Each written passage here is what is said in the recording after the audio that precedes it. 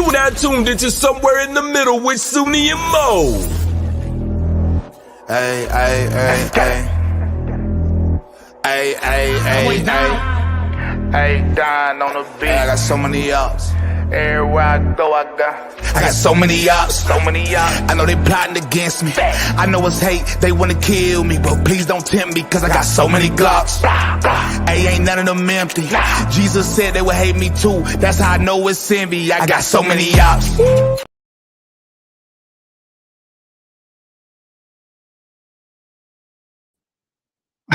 What up? Okay, What's up, guys? hold on. Why do I hear it? What? Why do you hear what? I hear it on my computer. Because you probably have On the the live live. open on your computer. Okay, so I know we're fucking up. You guys excuse us because this is our first time, or this is my first time. Oh shit. Okay, Soonie, I can hear myself on Instagram. Sorry.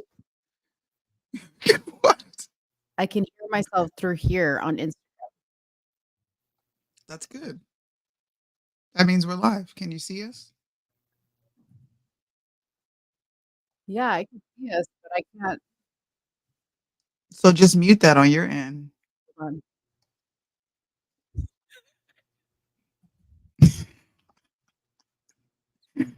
This girl's I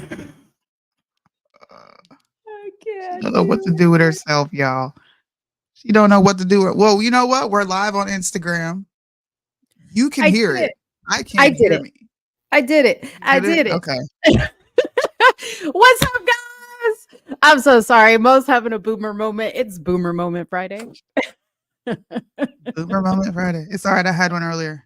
Actually, no, I didn't. I was trying to figure something out and it didn't work out. So technically, it's not a boomer moment. Now, we Yeah. cannot read your Instagram comments. I'm sorry. I have no way of reading them. I'll keep up with You could probably pull it up on your phone to look at the comments if people do want to comment. Okay. If you guys are watching on Instagram, you also can come over to YouTube if you want to participate in the conversation with the other community. But welcome to Somewhere in the Middle. I don't think we've done it on Instagram, but it hasn't looked this good. Like, this looks great. I can't believe that this is showing up the way it is on Instagram right now. Holy Yeah. smokes. This is so cool. Shout out to Liddell for telling us we could do this. Yeah, Liddell came with the plug. Shout out to Yeah. Okay. Well, I'm super excited. Because this is I'm like nervous. Like I'm like, this is like first time now. Now we're just exposed to So like a whole nervous. we're exposed to all the people who never left Instagram to come see us over here on YouTube. So it's kind of cool. Yeah, You know what I mean? that is So, true. You guys are in for a treat. You guys are in It's for gonna a be a fun treat. show. Yeah, and we're A lot gonna of stuff start. to talk about. We're gonna start with fun. We're gonna start with good old Kamala Harris. Soonie's got a video that is hitting almost 2 million views on Facebook, and you guys last week when we were talking about her asked for a compilation of Kamala Harris, and I don't necessarily have, I guess, a compilation like in the terms that you guys were talking about, but I do have something fun and interesting that I actually need you to decode for me because What? Okay. yeah, like That this is sounds a fun. compilation of Kamala saying the exact same thing over and Is over. it the unburdened? Is it the unburdened quote? Yes, that she Dude. used. Oh, I got it all. I got it all. We're gonna play for everybody. I gotta Yeah. hear this. And then I also have a video of Joe Biden taking a stab at it. So, we're gonna he's taking a stab at how he can solve her problem. So yeah, I'm exhausted. I'm exhausted. Is anybody else exhausted? Like, I'm rejuvenated, honestly. Everything that's happening is just really lit a fire underneath me because I say things too soon. I do. I'm Yeah. a forward thinker. Yeah. I'd like deeply think about things and then I'm like, this is going to be the result. And then the result comes out. So if anything, I'm happy. That's I'm kind of good. feeling myself right now. That's always a good thing. Man, Soonie sends this to me. We look official. on Instagram. Actually, I can see the comments, and we got a lot of people watching. Yeah. What's up, y'all? On Instagram, I can see you. Yeah. Please send this to other people so that you guys can tune into the live. Since people, y'all a little bit lazy, I'm gonna talk a little junk. Y'all don't be wanting to go over to YouTube and participate that way. You want to stick to where Instagram does not pay us, okay? Yeah. You got to come over to YouTube on our monetized channel, which is most channel right now, and we're working on monetizing somewhere in the middle, so that we can get paid for all this hard work every Tuesday and Friday and all the days in between. Yeah. I just wanted to talk. It's kind of complicated because if you guys want to donate to the show, you have to go to my channel on YouTube, which is Let's Talk Darling. And the whole point of us like spreading ourselves around like this on all these different platforms is because we really want you guys to subscribe to Somewhere in the Middle on YouTube. So we appreciate you watching on these other platforms, but make your way over, because what we're not going to do is we're not going to tell you what's going on Instagram in the comments, and in Instagram we're not going to tell you what's going on in our comments. In order to see all the comments and all the good stuff, you have to come over to Somewhere in the Middle on YouTube. So eventually, Soonie, what we should do is right when it gets juicy, we just need to cut the Instagram feed. Cut it off. Yeah, cut it off. And people can come on over if they want to see it. So you've been warned, people on Instagram. You've been warned. Yeah. We actually have a lot of topics. We have a lot of topics. I have some topics that I have been talking about throughout the week. We bring our certain topics together that we're going to discuss. But there are some blind reactions that I'm going to have you do. We got some cultural news. We got a lot of politics. Election season is coming up. So politics is starting to really hit, which I'm happy for. Do you have some of our topics? Yes, I do. I'm going to read them to you just right now. Give me a second. And if you guys ever want to know our topics ahead of time, you can head over to the description box of any one of our platforms on YouTube. Let's Talk Darling, Soonie, Hot Mic, or Somewhere in the Middle. And you can see the topics listed in the description box. That's where we put them.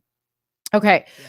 So I have some stuff that I've added in here. Soonie may not know about, vice versa. This is how we do it over here. We're not a scripted show. We're like we go with the flow type of show. But anyways, we said we were going to talk about Kamala and her word salad. So that's obviously one of those things.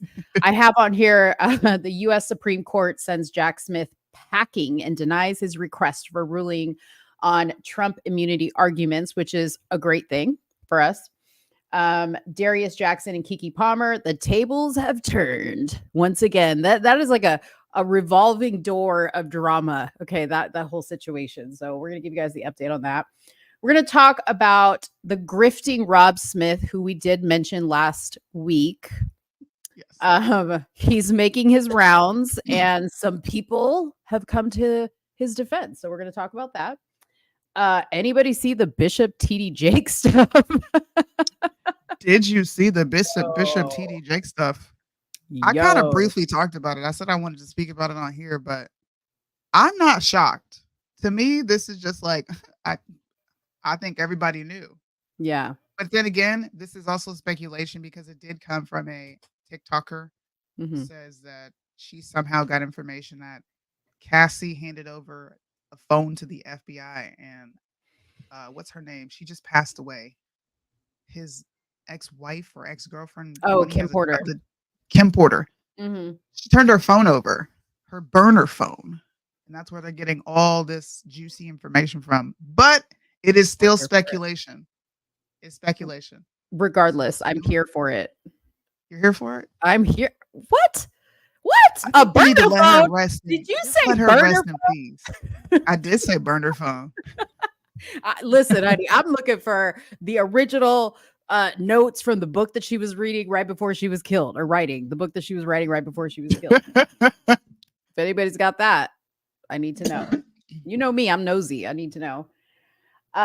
Then we're going to talk about, I just thought this was kind of funny, but Jill Biden's press secretary, I guess she has her own press secretary. I've never even seen this dude. Anyways, he was out. Yeah. I've never, the only person I've ever seen is Karine Jean-Pierre. Yeah, that one. I've seen her, but she's the White House press secretary. Apparently, Right. Joe Biden has a press secretary. Is this the white dude that everybody's been sharing? the gay guy? I don't know if he's gay. He is gay. We'll have to see the video later. According to this, he's gay. Okay, so apparently he was ousted from the White House after he tried to bring a few gay dates back to his room on a secure floor where the president and first lady were staying in Spain. Okay. Then, as some of you guys may or may not have heard, I know everybody's heard about Trump in Colorado and how they are removing him from the ballot.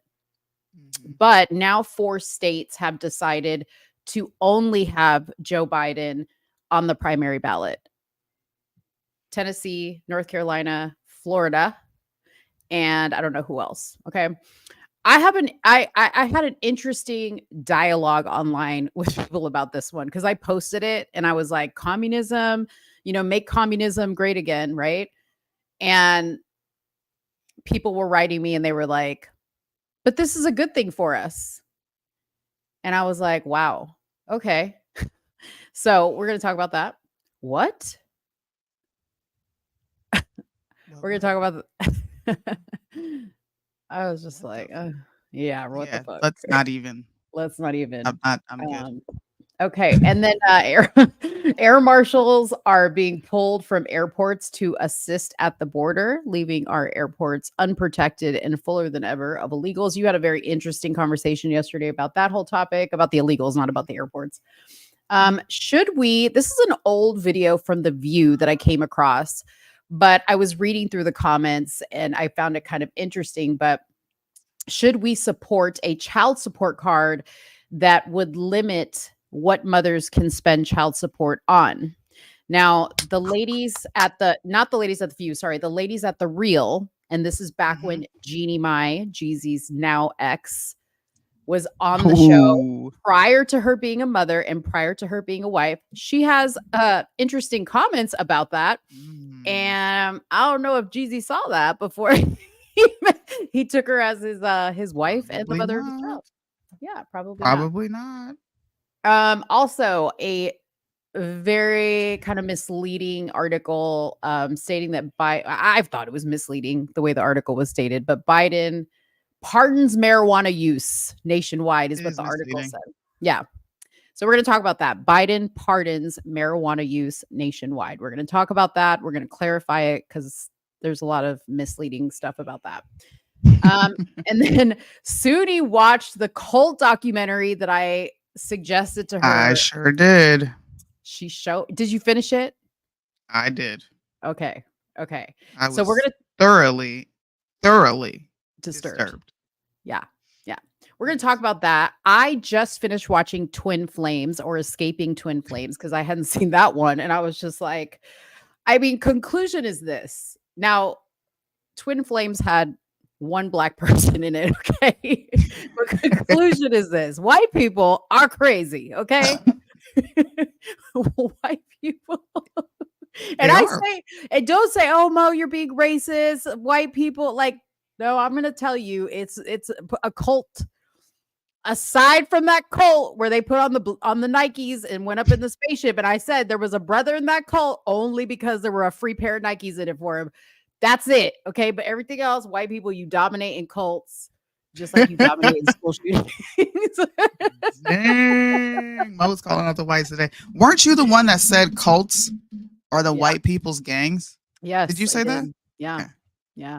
I'm taking that from you. That was a good one. It was a good one. So that's what I have as our official topics that we have to get through. What else do you have? Because you said you had some stuff. Well, we can just get into mine since they're fairly quick.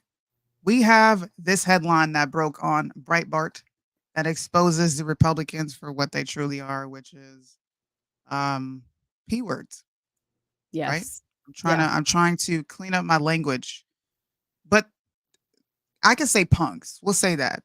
Republicans operate on the defense instead of offense. So their retort and their response to Colorado removing Trump off the state ballot is they are now drafting bills to remove Joe Biden from the ballots in Georgia, Arizona, and Pennsylvania. All this is going to do is create a media frenzy of left-leaning media making it seem like the Republicans are losing it. Okay. Losing it, going crazy. And I just don't see what this is going to do. I don't get the move. I don't understand how this is going to benefit us strategically. To me, this is no different than Republicans busing immigrants all over the country and losing track of them. And I have a really interesting piece of information when it comes to immigration as well. But what do you think? What do you think?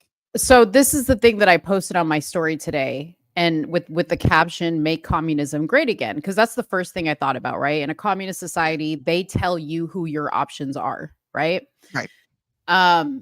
So I get in my inbox a lot of messages, and most of the people were saying, but this is a good thing for us, because if they only have Joe Biden as their only option, they're going to move over to our side. Like, how dumb do you think? Like, you think that you think that they're just going to be like, oh, we don't like the Democratic option, so we're going to go to the Republican side. It doesn't work that way. Number one. Number two, okay, let's just for a second understand that nobody, including Trump and Biden, have been actually convicted in a court of law for any crimes violating the Constitution. Now, you and I know what's been going on, okay? But we are talking from a legal standpoint, right? This is wrong. This is wrong. Just like it's wrong that they want to take Trump off the ballot in some states. And I would think it would be wrong if they did that to a Democratic candidate or any other party for that matter. This is wrong on so many levels, because they are taking our choices away and they are telling you who you are going to vote for and giving you that one option. And then on the other side, taking out the candidates from the other side and saying, okay, this is your choices here. It is wrong, wrong, wrong. And this is where Republicans lose, is because we think this is so cool and we think that this gives us some kind of an edge. If we need to do something like this to get an edge or to get ahead, are we even as great as we think we are? No. Yeah. We suck. Yes. So stop bragging about this like this is a win for us. This is a loss for everybody. Yeah. It's just our government showing how tone deaf and disconnected and immature they are. They're not there to push forth our voices and our concerns about what's going on in our country. They're there. It's theater. It's theater. But I'm going to read some of this article. The state representatives aim to fight back against the Democrats' so-called lawfare used to attack the former president Donald Trump. The Colorado Supreme Court ruled Tuesday in a 4-3 opinion that the United States Constitution's insurrection clause blocks Trump from appearing on state presidential ballot. We are joining forces to introduce legislation to remove Joe Biden from the ballot in Georgia, Arizona, and Pennsylvania. They purposefully picked those specific states, just so y'all know. The lawmakers told Breitbart News the absurdity of radical Democrat judges removing Donald Trump from the ballot in Colorado will be a stain on the American political system for decades. By their very own interpretation of the law, Joe Biden is 100% not eligible to run for political office. The Democrats' insane justification to remove Trump can just be as easily applied to Joe Biden for his insurrection at the southern border and his alleged corrupt family business dealings with China. Okay, stop right there. Did we hear anything different? Go ahead, I'm sorry. This is what I'm hearing. By their very own interpretation of the law.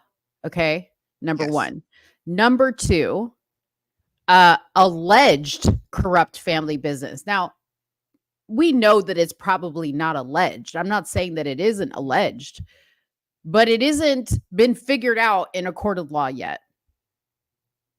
No. It hasn't been figured out in a court of law. That's what I'm trying to say is, as much as I would like this guy to not be able to run for president by law, I don't like that states are saying, you haven't been convicted of anything yet, but we think we're interpreting the law the way we're interpreting it. And allegedly this stuff happened. So we're going to take it as fact and we're going to convict you before you've been convicted. I mean, that's the Supreme Court's job, is to interpret, but they're supposed to be impartial with their interpretation of the Constitution and its clause. but clearly they're not doing that.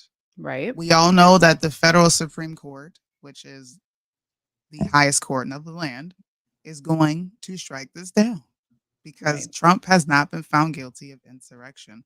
And also, an important fact that Liddell brought up on his show is the fact that this doesn't apply to the president. It talks about every other position in government outside of president. It says vice Wait. president.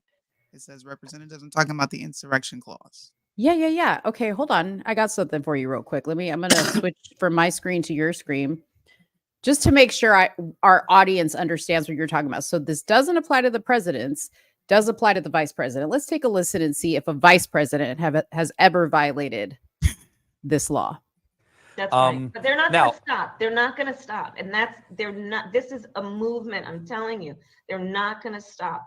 And everyone beware, because they're not going to stop. They're not going to stop before election day in November, and they're not going to stop after election day. And that should be, everyone should take note of that on both levels, that they're not going to let up, and they should not. And we should. They should not. Like inciting insurrection to me. That's right. They should not, and we should not, she said. And they're not going to stop. They're not going to stop. They're not going to stop. She said that about like 40 times. Mm-hmm. I'm being Just extra, but Maxine Waters incited violence. Right? Right? Told people to go out and physically assault Trump James supporters. Brown, body double, made direct threats. That was a good one. James Brown, I've never body heard that double. one before. She made direct threats, man. Yes, she did. So, long story short here, Republicans are just doing what Democrats are doing, which is trying to make a political statement by going after political opponents, which, in my opinion, is not American-like. Putting out campaign videos where you're highlighting what your opponent is doing, or you're highlighting some indiscrepancies or maybe even hypocrisies. Mm-hmm. That's fine. You know, you're putting that in there. It's propaganda at the end of the day.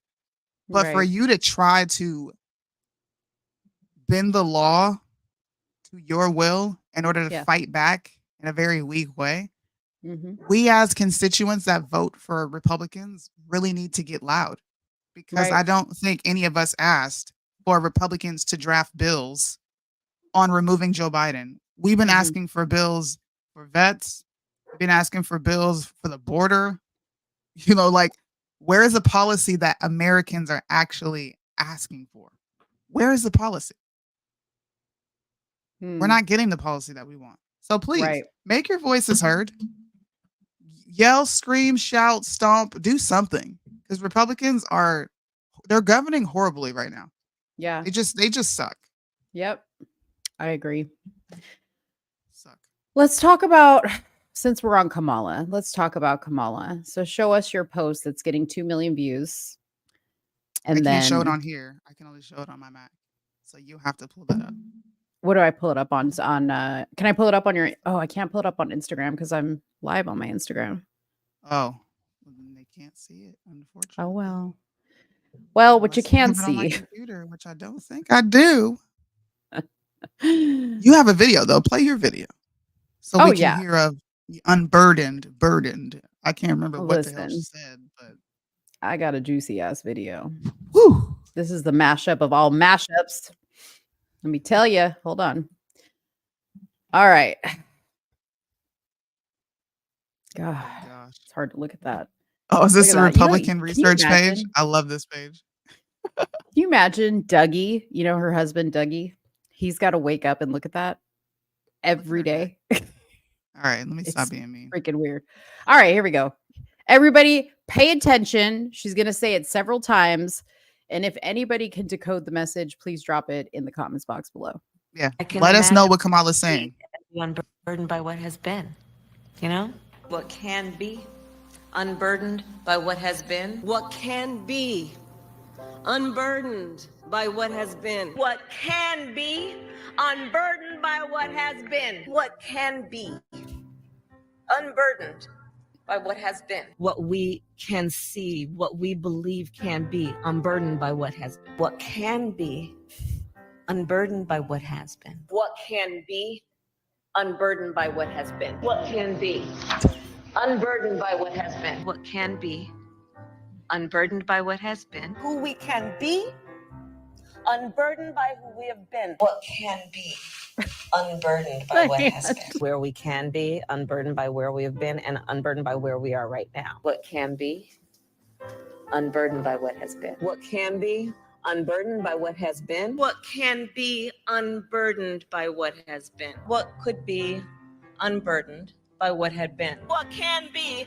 unburdened by what has been. What can be, unburdened by what has been. What can be, unburdened by what has been. What can be, unburdened by what has been. What can be, unburdened by what has been. Unburdened by what has been, believing in what can be. What can be, unburdened by what has been. What can be, unburdened by what has been. What can be, What is up with the hand motion? What has been. What can be, unburdened by what has been. What can be, unburdened by what has been. What can be. Okay, can I give my predictions? My translation? 4 minutes of this garbage. Okay. On this alone, she should be taken off the ballot. This is ridiculous. To me, and you know, I'm trying to put my logical brain onto this. This is my interpretation of what she's saying. I think she's speaking a message of what we say over here. We shouldn't be burdened by the past. Like, I'm trying. Hold on, y'all. What? Okay, so what she's saying is what can be unburdened by what has been. Like, I can't even believe that we're trying. We try, girl. We try to make sense of it for you. What can be unburdened? Okay, let's start backwards. Unburdened by what has been. So we shouldn't be burdened by slavery. Is like that part is like, okay, but I don't understand. Like the way she worded it is backwards. What can be unburdened by what has been. So like I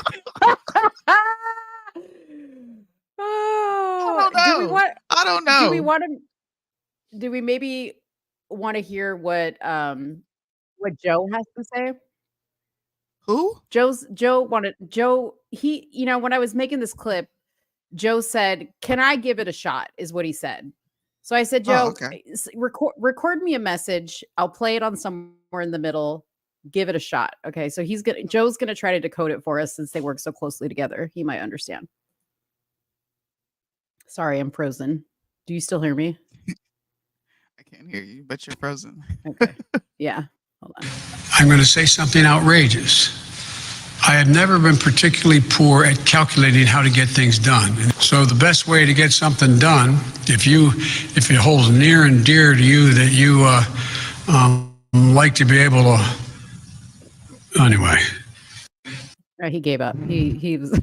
I mean, we gave him more of a try than he did. Hey, look. Oh Lord. What can be unburdened by what has been. To me, it sounds like I'm saying let's drop the victim narrative. Like let's deal with what can be and let's not be burdened by the past. I don't know. Maybe Kamala could tell me if I'm right or wrong, but let's deal with what can be, which is asked backwards to their entire message. Let's not be burdened by what is. Yeah, that's pretty good. That was my try. That was probably the best interpretation. That was good. Heard. Yeah, I tried, y'all. I tried. Yeah, there ain't much that you can take from her, but don't ever say that we hate on Kamala and we don't give her a fair shot, because I don't see anybody else, any one of your favorite conservative influencers. You know what we should do until she's out of office? Yeah. I think we should try to decode her speeches every now and then. Just get on and be like, guys, we're gonna sit here and try to decode what Kamala's saying. Yeah, because she says a lot of nothing. Right. I think she just tries to fill her speech up because she don't have much to say. and then she just repeats, Yeah. what can be unburdened by what has been. And in this moment, in this time, we need to live in the moment of this time because joy comes in the morning. Right. Like, what do you think they were thinking, like, when they said this line has got to go in every single speech she does? Like, what was I the thought think process? that they understand that the majority of Americans are absolutely not smart and not tapped in to language or conversation or the fact that they really, really manipulate speech. They know how to say things. They have buzzwords. I think they know this. And I think they understand that Kamala Harris is not the greatest candidate. So they got to kind of work overtime to try to make her seem smart. And I also think that Kamala goes off script because she doesn't necessarily trust her writers. She's gone through 10 staffers, by the way. I just want you guys to know I that can since totally she's got into office. I totally get that. Like, she seems like the type that, like, they spent all this time to write a speech for her, and then they put the teleprompter up, and she's just like, "This is garbage. I'm not saying this. I'm not saying this." And then she gets like jumbled. Yeah, she gets jumbled. We here. That's what I be thinking too. Yeah, if you're an app developer, I have an idea for you, a fire idea, okay? You know how they have like word of the day apps? Well, you should have an app called the Kamala phrase of the day, and then like send it out to people so that they have the Kamala phrase of the day. Because I would like to encourage our viewers to make a concerted effort to use what is it? What can be unburdened by what has been. When you're sitting around the table, you know, having your family discussions at Christmas Eve dinner or Christmas Day dinner, you know, work that into the conversation and just see like what the what the crowd thinks. Like, do they look at you cockeyed? Like, are they just like, does she have too many drinks? I'm gonna try that. I'm gonna try that. I'm gonna do it too. We got a lot of people coming over. I wonder, you know what? If people don't call me on it, I'm never going to let this down. I'm gonna talk so much junk to them. I'm gonna be like, bro, I purposely said this because Kamala said it, and I wanted to see if y'all were gonna call me out. I think I might make a whole video actually. Why don't you record yours? What I'm gonna do is I'm gonna say it several times until somebody like calls me out and is like, what the hell are you talking about? I'm gonna record it. Okay, you guys. So tune back in on Tuesday because I'm gonna show my video of like it's gonna be a compilation of every time I said it. What can be unburdened by what has been. What can undone? Praise the Lord. Thank you. Thank you. Yeah. Thank you, Lord, for this Thank you. example and representation of what not to be as a woman when you grow up. I think she is the perfect role model and stereotype of what you should just run far away from. Right. Yeah. Yeah. So I'm grateful for Kamala Harris and her gaffes and her incoherent speeches. I award you no points. May God have mercy on your soul. Yeah. And God, I'm going to pray for you, God, because you know the saying, we're all made in your image. I just, maybe you were having a bad day. Okay. We all got them. We all got them. Maybe you were having a bad day when you made her, because I don't want to think our almighty God is represented in any part of that creation. But whatever. Lying on Lord. It's like, let me stop. Yeah. Let me stop. Kamala's God's creation, but she's just a little bit on the short bus. On the short bus. She's on the short bus. You know who else is about to be on the short bus with me? Rob Smith? Nah. We gonna get to him. But Who? Trump. Did you hear that Trump is kind of like teasing and like putting out feelers for the idea of Nikki Haley being his woman. VP? Did you see that? Has anybody else seen that on several? Number one, this is being reported by several sources, just so you guys know. Yeah. I pretended it was fake news and I just kind of like ignored it because I was like, there's no way. There's no way. Like no, it can't be. But you've verified it now, like through several sources that this is the word on the street. Several sources, yeah. This is the word on the street. So Former President Donald Trump has been asking allies and advisors for their thoughts about Nikki Haley as a potential vice presidential candidate. Two sources familiar with the conversations tell CBS News. The feedback from the MAGA crowd regarding putting Nikki Haley on the ticket if Trump wins the GOP nomination has been overwhelmingly negative because we don't want her. She is a puppet of the MIC. We're not going to get into that because we're on YouTube, but you guys know what I'm saying. According to these GOP sources, Politico first reported that Trump's allies are working to quash the possibility of a Trump-Haley ticket. It's the smartest thing you guys have done in a long time. The former South Carolina governor has been gaining in recent polls, and a top Trump advisor tells CBS News, one internal prediction is that Haley might be close third in Iowa to DeSantis, but that she can even come in second.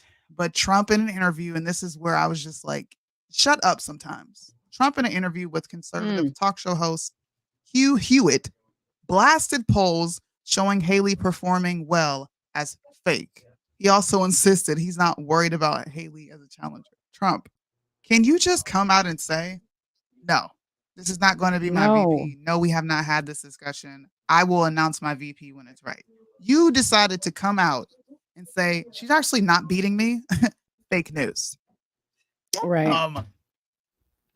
Please come out and say something that we need. Not that we need to hear, but God darn, Trump. Yeah. But if this is true, you called it, right? Remember you said it was either going to be a woman or a gay person, which it still could be. Can't win without a woman. Yeah. I do think it has to be a woman. It won't be a black woman because Candace Owens is not running for vice president. You guys can get that out of your head. She's raising babies. It would have to be a black man or a brown man or homosexual. That is the only way they will win this election. Yeah. I don't see any other path. I really don't. And people are going to get mad at me because I'm going to say Vivek Ramaswamy. You got all the Christians coming at me, but he's Hindu. Trump is not Christian. Okay? So shut up. Trump supports abortion. Trump supports homosexuality. Shut up. I don't want to hear about which candidate is not Christian because half of them ain't Christian. Nor are we ever going to get our candidate in office because you have to be somewhat tainted and dirty to exist in Washington. So until we get to that point, I'm going to deal with what is. Period. He did pick Pence the first time. I don't know what you mean by that. You have to explain to me what you mean by that. Like meaning he made a wrong choice the first. Yeah, but you know what? And I don't know about you specifically, but most people were all on Pence's dick too until until January 6th. Until January 6th. Then you guys were like, F Pence. You guys didn't want to have anything to do with him. But yeah. Y'all didn't want nothing to do with him. Y'all didn't want nothing to do with him. Anyways, let's see here. Oh, I was able to open up another Instagram. If you want me to show your Kamala Harris post. You want me to show it? Okay. Sure. This is a lot, man, to like manage all these different. Okay, here we go. She had to get quiet. I love it. Why? Because I can't do multiple things at once. You can't focus. You can't talk and click. You know how older when you get older, you gotta turn the volume down. I to can't. Make sure you turn it down the right street. Is it this one? The one that says "Listen, Bonquisha"? Is that one right? This one right here? No. Go all the way down. All the way down. Keep going. Keep going. Keep going. Right there. Right here. Okay. Oh, you're talking about the one I just made? Or are you talking about the one that went viral? No, this is the one that went viral, right? Yeah. Yeah. Okay. Here we go. What's going on? You didn't share the sound. Yeah, it says on here, StreamYard is sharing your screen and audio. I don't know. Maybe it's because I'm live. No, I bet you it's because I'm live on my other page. All right. Well, here's the thing, people on my Instagram page. If you want to see the rest of this show, you're going to have to head over to somewhere in the middle because I'm about to end this live. See this right here? Oh. I'm about to end this live. So head over to YouTube somewhere in the middle. All right. Bye. Okay. All righty. Discard live video. I mean, I guess. All right. Let me go back to Soonie's page. I bet you that was the problem. Look, it said he's probably live talking about relationships. Dude, my computer is like. We saw. I know. He probably is. He was traumatized after yesterday's conversation about the border. All right. No, still no sound. What in the world? Oh. Well, Did they take sound off your video? No. I can look at it. Let me see if anything else works. Oh, hold on. Here we go. It's still not. This is hilarious, dude. Why does it keep shake it down and automatically retry muting it? it? No, it keeps literally like automatically muting this. You guys. What does that While say? Mo was getting this together, let me talk to Gloria. Gloria, you said your name is Gloria Pouchfonte. I am a lesbian with a prolapsed uterus that is slowly killing me. I don't want to die. Please pray for my vaginal rejuvenation. God bless you. And my What? Okay, you got my attention there. Like fuck the Kamala post. Well, Gloria, I hope that you have did Shaka Khan did not watch my video. That is not Shaka Khan. Soonie. Did you Ain't nobody. Wait, for real? Did you go to her page? You verified? Click on it. Is that Shaka Khan? Sorry, y'all. We got to deviate real quick.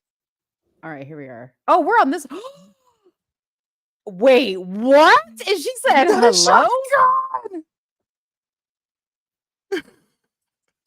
And she only has 772K followers?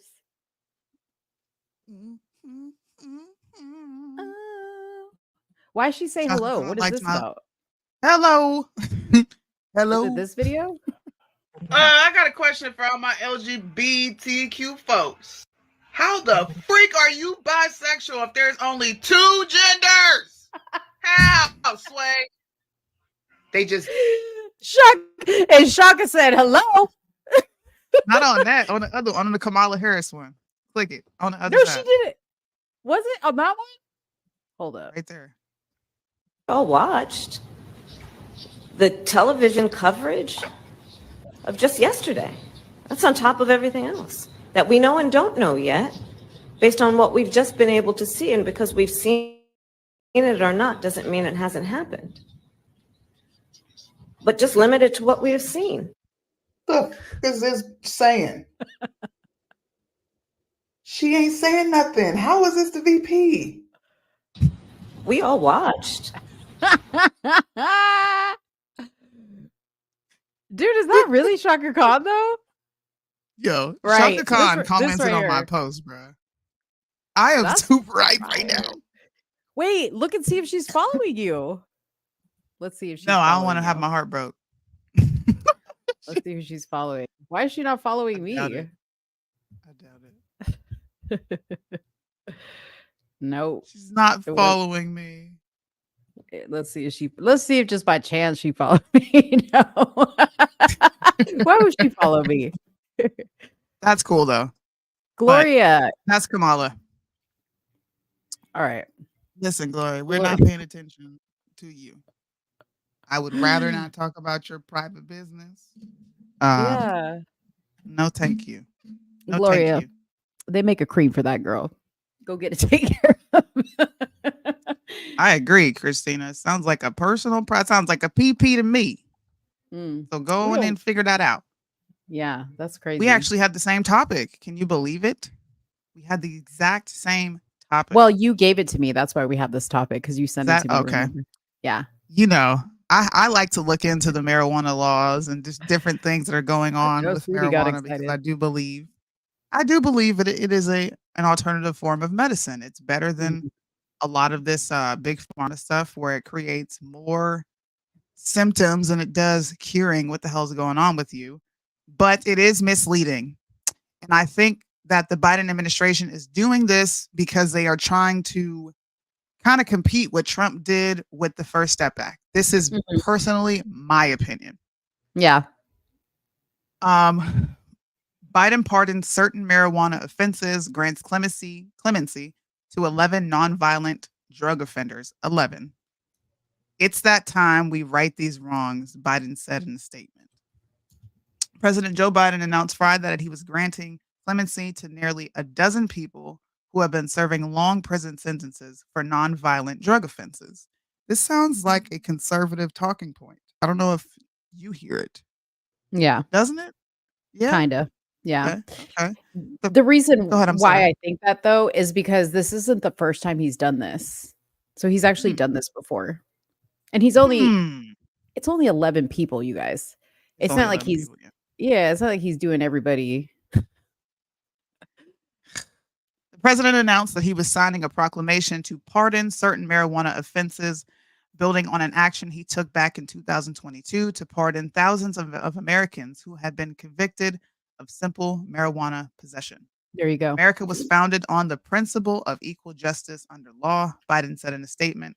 Elected officials on both sides of the aisle, faith leaders, civil rights advocates, and law enforcement leaders agree that our criminal justice system can and should reflect this core value that makes our communities safer and stronger. That is why today I am announcing additional steps I am making to make that promise of equal justice a reality. Of the 11 people who will have their sentences commuted, some were convicted to decades or even life in prison for crack cocaine related offenses. Right. Sorry, I'm not laughing. All of them would have been eligible to receive significantly lower sentences if they were charged with the same offense today, said Biden in a statement. According to the White House official, some individuals received sentences twice as long as they would likely receive now. Additionally, Biden will issue a proclamation to pardon additional marijuana offenses related to simple possession and use of drug under federal and Washington, D.C. law. Now, what you all need to understand, because I'm not going to keep reading this is super long, is this does not apply to drug dealers.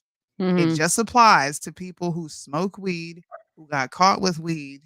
That is it. That's why there's only 11. That's why there's only 11, and they can't have any other violent offense convictions either. That's the other. So that's why there's only 11, because there's all these stipulations, right? But again, I agree with you on your statement, and this is why. And I don't want to hear what. Let me just tell you right now. I don't want to hear one conservative say shit about this, okay? Because Kodak Black and Lil Wayne, who got pardoned by Trump, did worse shit. Okay. Exactly. Way worse. Way worse. Way worse. So but I'm sorry. He this is the latest. Yeah. I don't. This is just he's trying to get votes. I actually agree with Red Pill. He's going to pardon crack.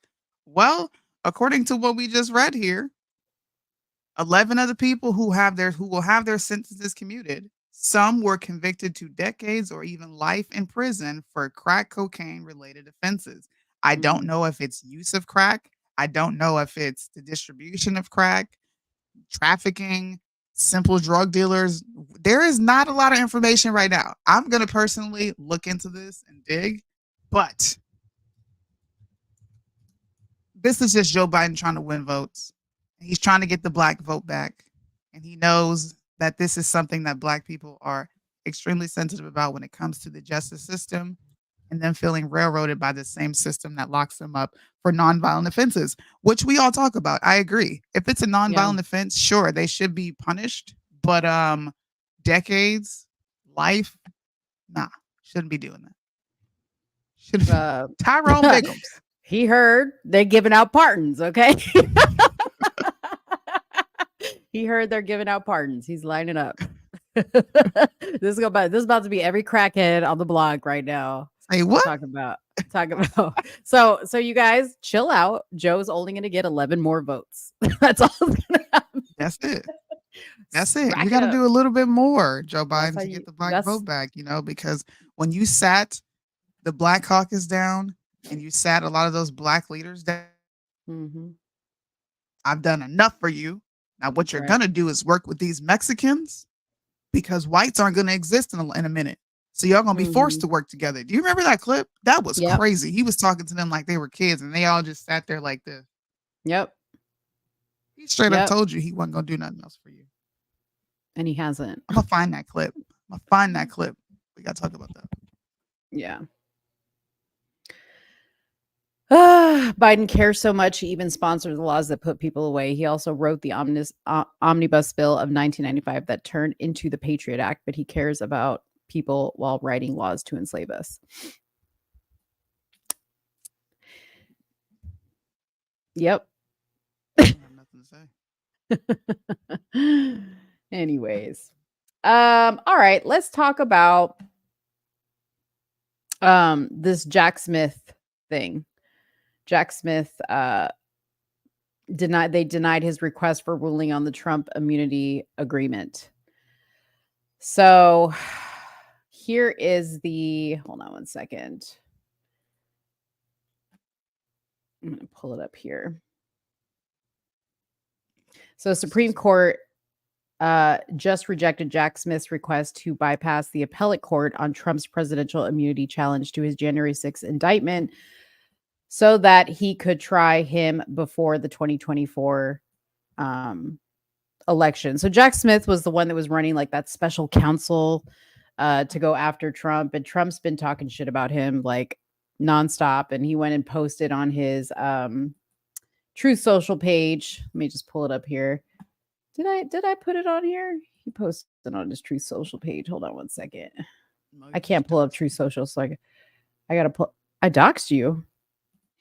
Yes. I didn't dox you. Oh, no, ain't nobody listen to that. Okay, so this is what Donald Trump said. He said the Supreme Court has unanimously rejected deranged Jack Smith's desperate attempt to short circuit our great Constitution. Crooked Joe Biden and his henchmen waited 3 years to bring this sham case, and now they have tried and failed to rush this witch hunt through the courts.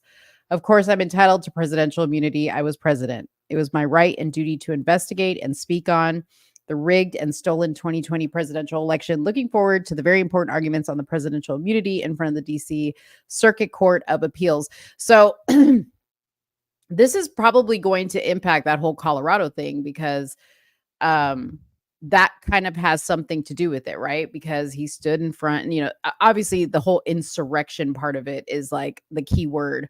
But he had a right to question the election. And once again, you guys, Trump was correct. This was a witch hunt. We all said it was a witch hunt. And so far, in a sense, Trump is winning. Okay. He hasn't been, what was it that they tried to do when he was president 2-3 times? Oh my God. What's the word? It was impeached, right? That didn't happen. I mean, he just keeps winning and winning and winning. So if you guys haven't noticed, they're wasting our taxpayer dollars left, right, and center again, constantly. What's new? Waste our tax-paying dollars. What Yeah. is new? It's no That's how I big feel deal. about it. It's no Not a big deal. I mean, they're just going to keep spinning. Yeah. This is a huge story, and it's not anything Not new. giving what it needs to be giving. Period. It ain't You know giving. what else is not giving what it needs to be giving? You What's know what that? else? This actually pissed me off. I'm going to stay off Breitbart because Breitbart be putting up all the sensationalized news. Mm-hmm. Listen, did you know that Biden released over 670,000 foreign nationals into the U.S.? Did you know this? I didn't know what the number was. No. I had no clue. We were talking about this the other day. And they're African. We're talking about So they are here. I'm going to pull up the actual press release. This is the actual press release from Customs and Border Protection, so that nobody is accusing me of reporting false news. I'm getting it straight from here. Let's zoom in on this a bit. The only part that I'm really concerned with is the parolee process. This part right here. Can you guys see that? Is it big? Can you see it, Mo? Mm-hmm. Okay. Dang, where'd it go? Just disappeared on me. Here we go. Through the end of November 2023, 297,000 Cubans, Haitians, and Nicaraguans and Venezuelans arrived lawfully under the parole processes. Calling cap on that. But what exactly does that mean? Lawfully under the parole processes? What does that mean? No clue. I just found out that this even existed. I'm still doing research on it. I have no clue what this means. I don't know what program this is. I've never even known it existed, which is why we need to educate ourselves even more on the immigration process. So almost 300,000 Cubans, Haitians, Nicaraguans, and Venezuelans arrived lawfully under the parolee process. Specifically, more than 62,000 Cubans, more than 120,000 Haitians, more than 54,000 Nicaraguans, and more than 81,000 Venezuelans were vetted and authorized for travel, and over 60,000 Cubans and 112 Haitians, 47,000 Nicaraguans, and 76,000 Venezuelans arrived and were granted parole. Where are these people? How are you keeping track of all these people? And this is not even including the Mexicans. That many people? Where did they come from? Did we not watch the Haitians where they tried to make it seem like the border patrols were being racist and they were whipping them? Do you remember that whole still that they were going on with and the on horse, about? The horses. None of those people came here lawfully. Yeah. None of them. None of those Nicaraguans, none of those Cubans. I literally watch. If you guys don't watch Oscar El Blue, you are bugging. This guy shows exactly what's going on at the border. And I'm for certain a good portion of these people, if not all, I'm going to be generous, did not show up legally. So why are they on parole if they showed up legally? Right. What is parole that? For what? For what? That's weird. Yeah, that's weird. Bro. That's a lot of people. Wait, they call go it down. the I want to see that picture. pipeline. What picture? I'm sorry. Go down. Parolee pipeline. Yeah. Wow. So it's a mobile app. I'm gonna read this article a little bit. The parole pipeline is made up of so-called humanitarian parole. Okay. That Biden's DHS offers to Cubans, Haitians, Nicaraguans, and Venezuelans, as well as the CBP-1 migrant mobile app, whereby foreign nationals in Mexico can schedule appointments at the border for release into the U.S. interior. So January. Sorry. That's the asylum. They just changed the name? I would assume so, especially since they smacked humanitarian on it. But they're scheduling appointments via mobile apps to get access into this country. Bro, what? From January through November, nearly 300,000 foreign nationals have arrived in the U.S. via Biden's humanitarian parole program. Guys, look this up. Meanwhile, the migrant mobile app has freed more than 373,000 foreign nationals into American communities over the same period of time. Do these people look like they came here legally, or do they look like they marched their ass towards the border because Biden told them to come? I don't know if you guys remember that clip. Yep. Biden told them to come. Kamala told them to come. We witnessed them overloading the border, especially the Haitians. And then they tried to make it seem like they were sent away and they didn't want to accept blacks, which we had that discussion yesterday on the live with Liddell. They made it seem like they denied those people access. But if we look at the latest Border Patrol press release, it looks like more than 297,000 of them came into the country. Let's give an accurate number. 120,000 came to this country. So all those Haitians that we watched all over CNN, all over Fox News, were they really turned away? Or did they No. just have to pick up their phone through Mexico and say, hey, I'll meet you at the border, and then they get released into the States? Oh, girl, I'm sure they didn't pick up their phone. You know what phone they got? It was that Obama phone back when Obama was president. He was handing out them phones a long time ago. He probably shipped them overseas. Just You saying. know, I'm trying to find this app to see if I can find it in my Apple iPhone. It must be some special app on the Obama phone. But there are a slew of immigration case tracker apps. Who's paying for these damn phone bills? I don't know. New card. Whoa. Look, Request for we're not initial. making this up. This is Biden.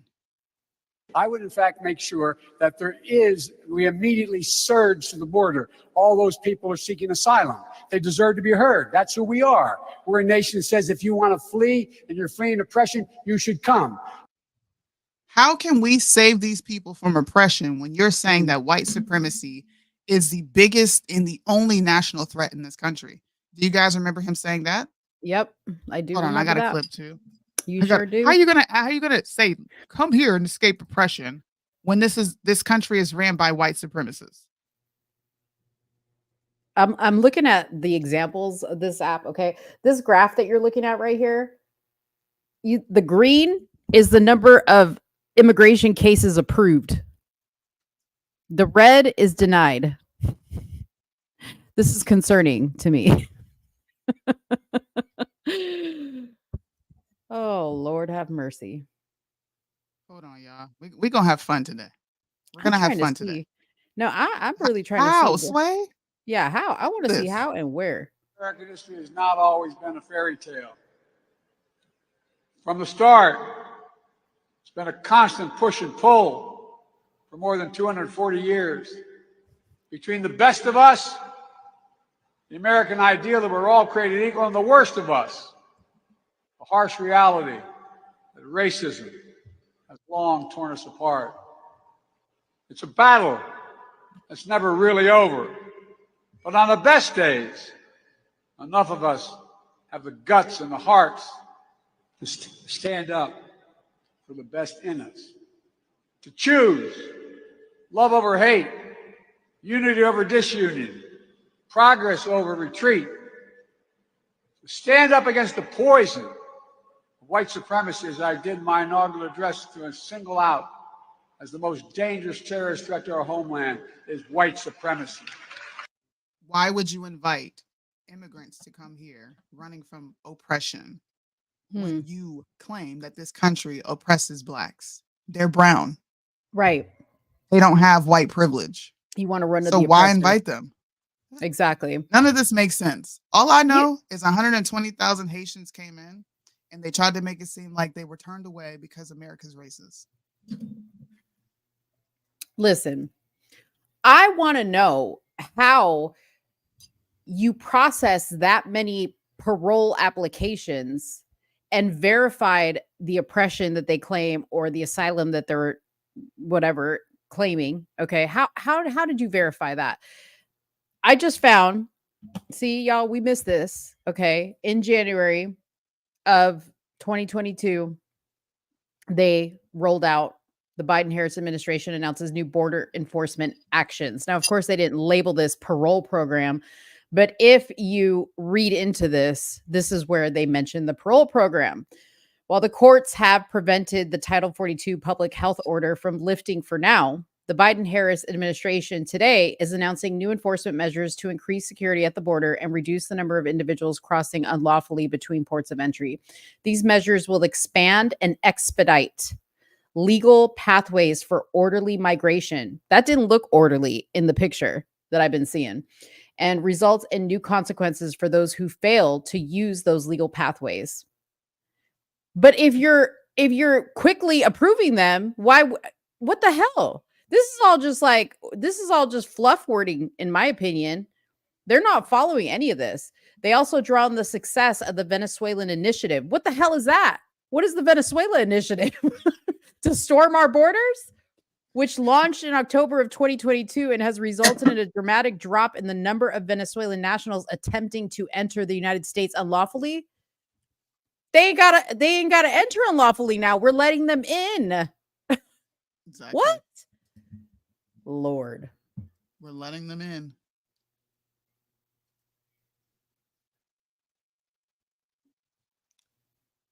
I'm trying to find this app.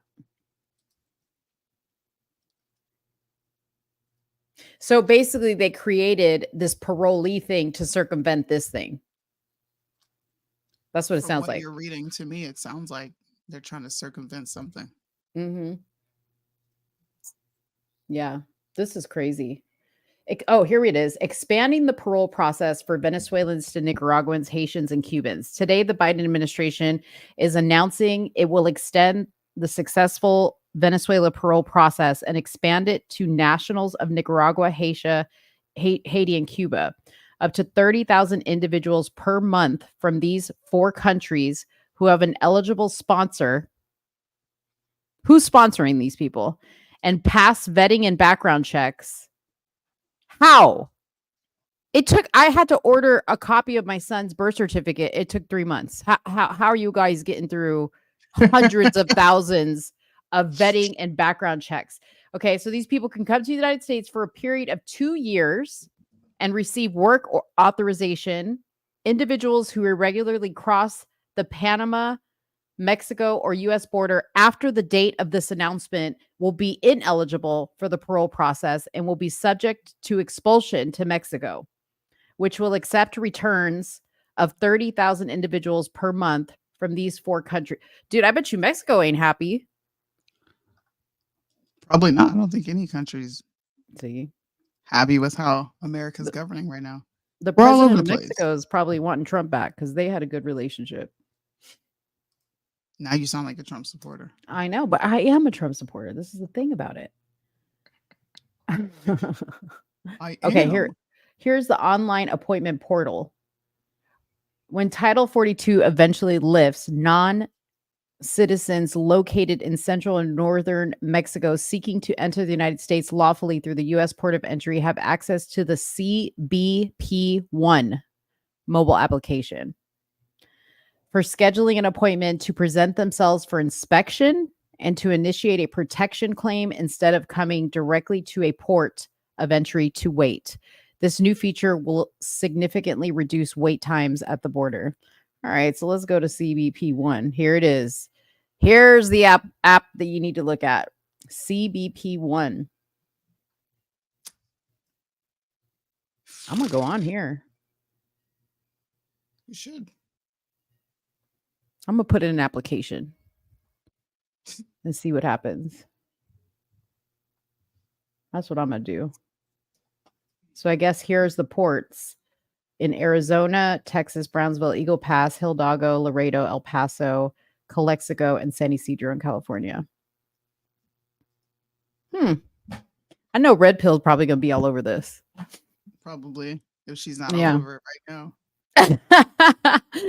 Dang, that's crazy, Soonie. It is crazy. I saw that headline and I wanted to bring it up because we talk about immigration a lot, but we always talk about immigration from a very sensationalized perspective. It's usually tied to child trafficking, human trafficking.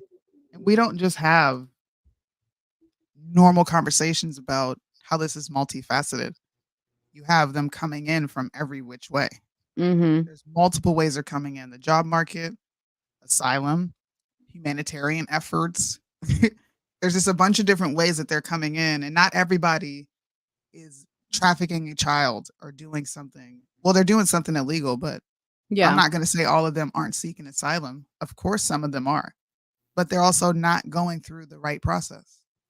And our government has made something that is very much so illegal, legal. And we're suffering from it. Well, your girl is accepting the terms and conditions as we speak. Lord. I'm going to get me a citizenship. We'll see what happens with Mo's application. Who wants to I'd sponsor me? I'm not sponsoring you. You're an immigrant. Actually, ask Red Pill. Actually, Red Pill's gonna tell you no because your parents weren't born here. Shannon said, "Dang, you got to watch it, Mo, if you apply." Watch what? Watch it? Like, look out? They're gonna kick you out this country. You applied for citizenship here. You know what I'm gonna do? I'm gonna create an email address. I'm gonna create a new email address. What should it be? Trump2024@gmail.com. That's probably existing. I don't know. It should be the Kamala phrase. What cannot be unburdened? Wait. the present unburdened by what? Well, I don't know. Whatever she said. Whatever she said. What cannot be undone. Somebody help me out. That's about to be my Gmail. Somebody help her out because she done butchered it. It's about to be a long ass Kamala phrase at gmail.com. That's what I'm gonna apply with. You might be one of the 3,000 who they put back in Mexico. Listen, I would survive. I would survive over there. I used to go to Mexico all the time. I used to live over there. I had to hear all about that. Yeah. Oh yeah. Soonie heard my Mexico story. You're bad. 15 years old, going over the border. All right. Cutting up. Let's move on. Let's move on to some entertainment about Rob news. Smith. Oh, you want to talk about Rob Smith? Rob Smith. Let's talk about it. You run that show. Dude, wait, show the video. Show the video you made because I want to know where you got this video of Rob looking like a hostage in front of an American flag. Well, as you guys all know, I do a lot of crazy research. I can find things that most people can't. And you just have to know how to use Google. You have to know what type of words to type in. Mm-hmm. And I had watched Rob Smith do an interview with, it was either conservative media or left-leaning media, I can't remember, where he talked about how he was in support of Don't Ask, Don't Tell. So I was actually looking for that video and I stumbled upon this one.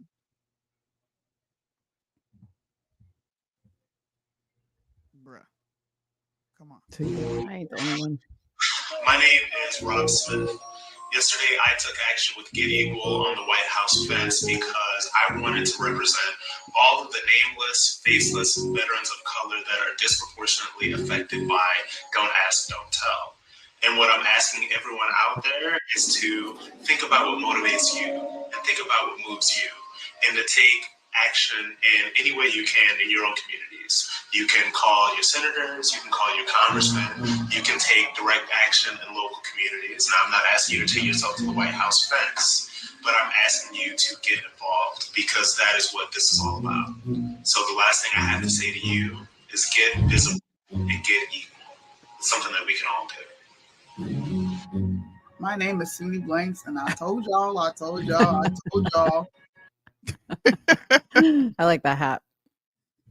Thank you. So that's Rob Smith talking about how he's in support of identity politics existing at a federal level. Because Don't Ask, Don't Tell, if you guys aren't familiar with that is, Don't Ask, Don't Tell was a law that existed that didn't allow gays to openly serve or talk about their sexuality or have the same benefits we have as heterosexual couples within the military. And to me, it was necessary because no one's here to talk about their families. No one's here to talk about their views, what they did last week, what represents them. That's not what you're in the military for. You signed a contract to defend the Constitution against foreign and domestic, period. So the fact that that didn't exist was great. I'm not going to say the military doesn't have its cons. Of course it does. But since Don't Ask, Don't Tell has been repealed, it has taken a swan dive. It has. Yeah. Do you know how many transgender men, which means biological women, I see walking around looking like dudes? Yeah, you told me. And there to see it there is weird. It is insane how many people that are transitioning and they're in the military. I don't know how they deal with that. And they got to deal with it either. They got to deal with all the pronoun BS and all that other stuff. Yes. They got to be respectful of all that. Yes. But I thought that was important to show because conservatives often overlook the small things like that. Like that's a video before he went viral, but it's also a video to show what he was like before he became conservative. And it also will show you how much he's still the same from back then till now. This goes into the discussion that I would always have about the LGBTQ right being no different than the left. Yeah. And I think the more time passes, the more it proves me right. Now, Rob Smith did what all liberals do and resorted back to using his identity, which is him being black and participating in gay sex. I'm going to troll you a little bit because you got triggered by that. He decided to go matter of fact, I think I should show the video. Oh, yeah. Show what happened. So people can see what happened before. So this is a video where Rob Smith decided to go play, what's the word I'm looking for? Victim? I don't have the video. Play victim, yeah. You just had it, I thought. No, that's just a still. That's me. Hold on. Did you send talking it? Over it. It's not an actual video. You sent it to me in Messenger? Or no, you sent it to me on text. Yeah, I got it right here. Okay. Let me just send it to... Hold on.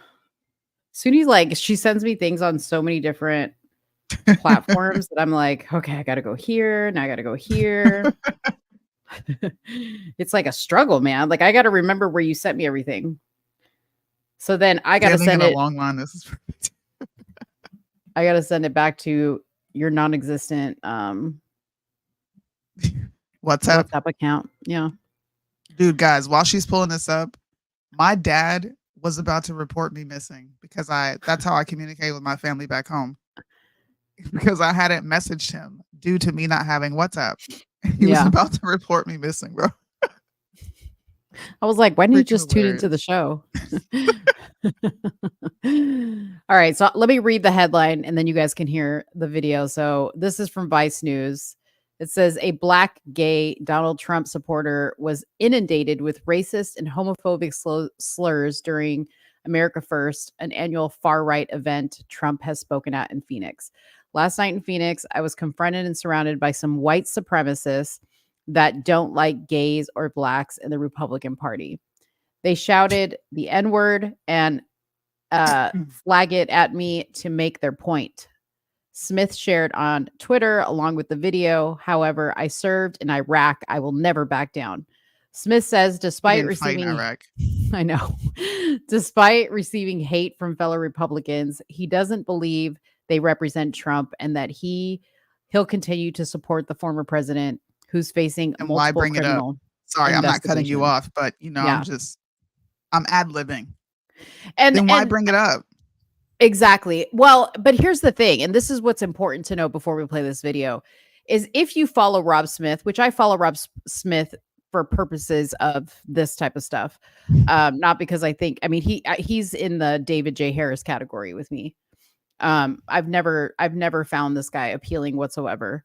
But prior to Trump's legal woes, he appropriately was all over Trump's dick. Okay. All over it, because he was getting invites to Mar-a-Lago, invites to all the social and political events. And then when Trump all of a sudden wasn't so popular anymore and everybody in the world was kind of turning their back on Trump, right? Because it wasn't cool to really say that you were supporting Trump. You kind of had to be lukewarm with him. This guy followed suit, right? Well, now Trump is becoming badass and cool again. And now they want to get back on the invite list. So that's why he's posting this video, number one, to bring attention to himself, because he has to do that. And number two, he's making it clear that he's not holding Trump responsible, because the people that are in this room allegedly are Nick Fuentes supporters. The Groypers, shout out to the Groypers, by the way. Yeah. I'm gonna defend the Groypers because I have a long history with them. If you guys have been following me for a minute, you've seen my battle with the Groypers back and forth. But after we play this, I'm going to defend the Groypers because Rob Smith is outright lying. And I know he's lying because I've talked to people who have been there. I also know someone who was there and recorded the entire thing. And the Really? not said at all. They recorded. That's why it was bleeped out. Exactly. I do remember Dalton. Honestly, Soonie, listen, and maybe your person that you know, and we'll talk afterwards, right? Behind the scenes, because I need to know who this person is. But this is giving staged. It is staged. Like Rob walked into this bar and he was like, "Hey guys, you guys want to make a cool video that we're all gonna go viral for?" Now that didn't happen for sure.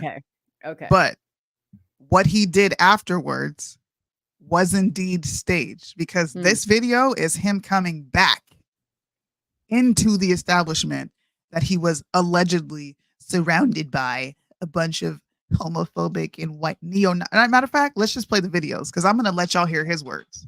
All right, here we go. I got some fans here. I got some fans. Oh my God, look at that. I got some fans.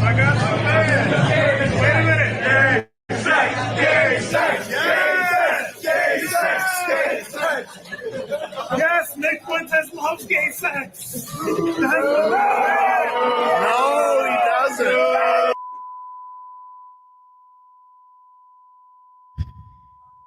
This is them saying flag it. America first! America first! America first! America first! America first! America first! America first! That's it. Now, long ass beep. Now, what you guys are going to see here is going to blow your mind. I'm not being dramatic.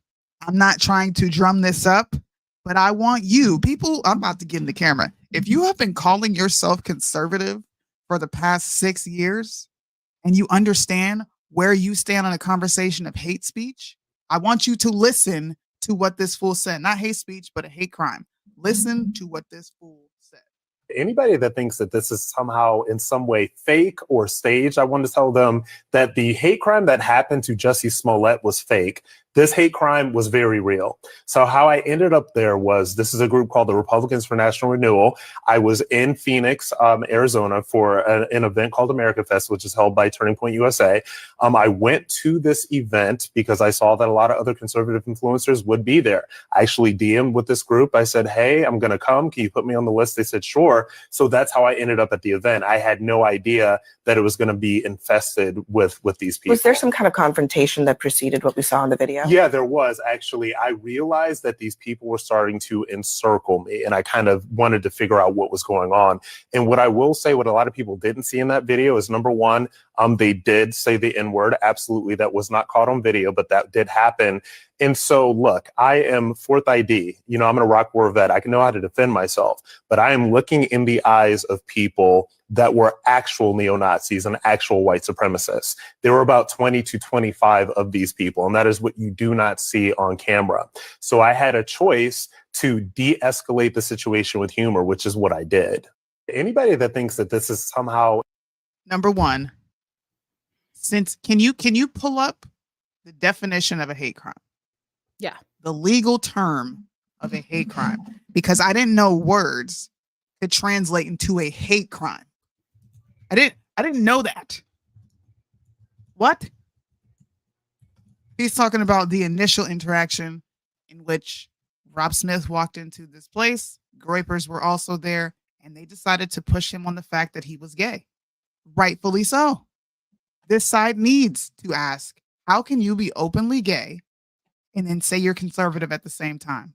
Thank you for pulling that up. It's super small, so you're going to have to read it. I can't see it. This is so dumb.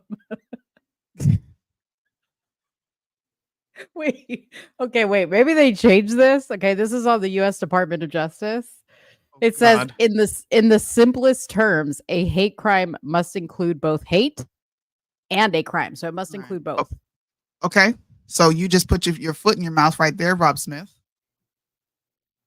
Let me show this part right here. Hold on. I'm gonna enlarge this. This is an important part. The term hate can be misleading. When used in a hate crime law, the word hate does not mean rage, anger, or general dislike. What? It doesn't mean what? Rage, anger, or general dislike. In this context, hate means bias against people or groups with specific characteristics that are defined by the law. At a federal level, hate crime laws include crimes committed on the basis of victim perceived or actual race, color, religion, national origin, sexual orientation, gender identity, or disability. Most state hate crime laws include crimes committed on the basis of color, race, religion. May also include crimes committed on the basis of sexual orientation, gender identity, and disability. What crime was committed, Rob? Because a general dislike for you being homo is not a crime, nor is it hateful. You sound like a leftist. The crime in hate crime is a violent offense, or a violent crime such as assault, murder, arson, vandalism, and threats to commit such crime. Where were you threatened? Where were you assaulted? Where were you murdered? Who set you on fire? Who wrote on you? And who threatened you? Where is the hate crime? Yeah. Where? Did he file a And report? why? Is my next question. Why are conservatives quiet about this? Nobody is saying nothing about Rob Smith. The only people who really spoke out and called his bluff was Bryson. You know who has actually is Linda. Who? Linda. I'm not surprised. You can't stand him. That's the only reason she's speaking out. But Yeah. this man literally got on CNN. You went to CNN. You didn't go to Fox. You didn't go to OAN. You didn't go to Right Side Broadcasting. You didn't go to Daily Wire. You didn't go to The Blaze. You took your tail over to CNN and lied on those boys and said they committed a hate crime against you. You also slandered them because you called them neo-Nazis and literal white supremacists. Mm-hmm. And nobody on the right is going to call this out. Nobody. Yep. Can you imagine if a left-leaning homosexual came out and did this and showed up at a Graper or an America First event and accused these people of saying the N-word? Number one, the reason I said I was going to defend them is because they're not afraid to say the N-word. Mm-hmm. Trust me, they're not. They don't care No. where they are. They'll be online on Instagram, and if they feel like dropping the N-word, they're going to say it. I've got several videos in the catalog full of groypers calling me the N-word. They don't hide from it. Yeah. So the fact that you don't have it on video, I know for a fact it didn't happen. And on top of that, you lied. You lied. Multiple people who were there, including Black people, have come out and called you a liar, Rob Smith. The video proves you to be a liar, Rob Smith. Did no you one see? encased you in a circle, Rob Smith. Yeah. No, you were willingly a participant in that for sure. Did you see the went video? back in, Rob Smith? Yes.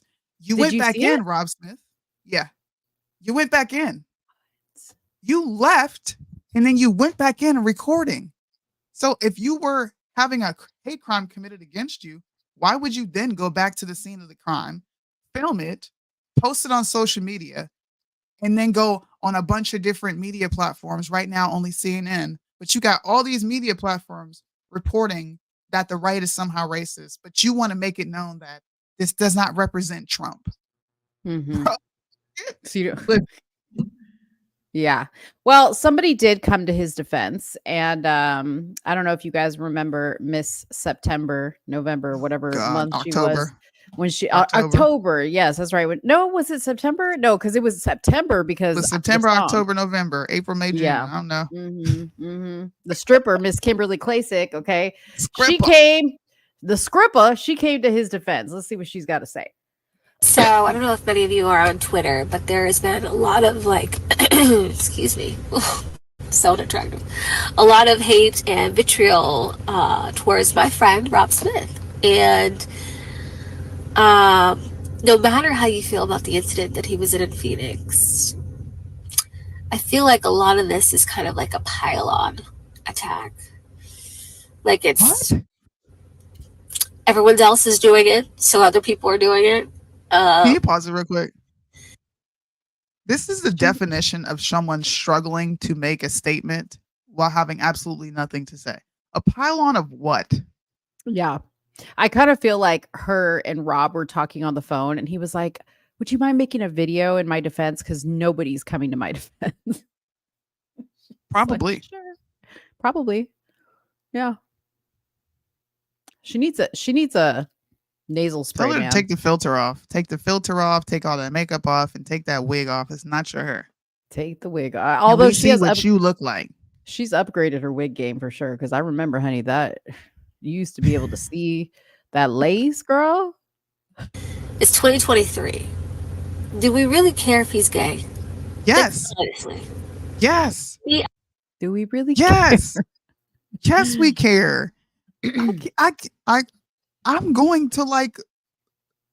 I can feel my blood reaching a level. I feel like I want to yell. Yeah. Why?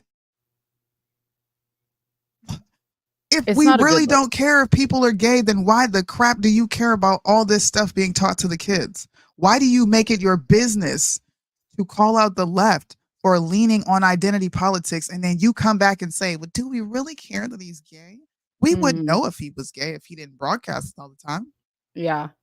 You know what, Soonie? We gotta find the videos because, like I said last show, he has done a whole revamp of his page, and he's scrapped a lot of videos off the page because there was a time when he used to always say like, I don't need to advertise that I'm gay. I don't need to base my statements off the fact that I'm a gay. Like he used to always say that. Now it's all about being gay. They can't. You know what? It's funny because Bryson's dad, I had posted this and Bryson's dad messaged me and he's like, they can't hide who they are for long. That's the problem. Like, they can't keep lying for long. Yeah. And that's what's happening. You know how vindicated I feel? Not to make this about me. It's not my intention. Yeah. But I've been calling this out for so long and still people are saying nothing. This leads me to believe that this is not a topic that they are truly passionate about. They're only passionate if it's left leaning. Yeah. That is the only time y'all display any sort of outrage. Mm-hmm. What the crap? This man got on CNN and lied and said he had a hate crime committed against him. All we saw were words. Even if they did say the N-word, that is not a hate crime. Yep. Honest. Okay? Meanwhile, a lot of you are friends with people in the party that are gay, but, still in the closet. Y'all want to talk about that now, do you? Messy. What? You just said, who cares if he's gay? So if they're in the closet, who cares? But yet she wants to out everybody that's in the closet. That's where they should be in the closet. It shouldn't be about their sexuality. But nobody wants to talk about that. So now y'all want to expose gay people. I thought y'all wanted to bring them to Christ. This is what I mean. They get on the Brysons, the Soonies. You guys are too harsh. You guys say faggots. You guys tell them that they're going to hell. Well, you're threatening and you're implying that there are people hiding. And if they're hiding, that means they have shame, which means there is some form of hope for them repenting from a lot of their afflictions. So do you really want to out them or do you want to help them? Which one? I don't want to help a Rob Smith. He's too far gone. He's a reprobate. But let's defend the openly flamboyant.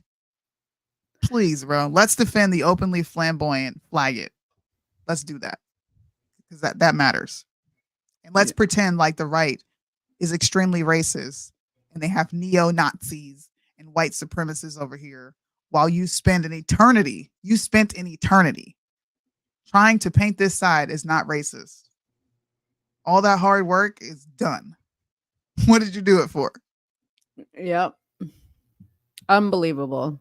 I'm interested to see how long he drags this out. Because I'm interested to see what right-leaning media picks this story up. Nobody's interested in this. That's why you have to go to CNN.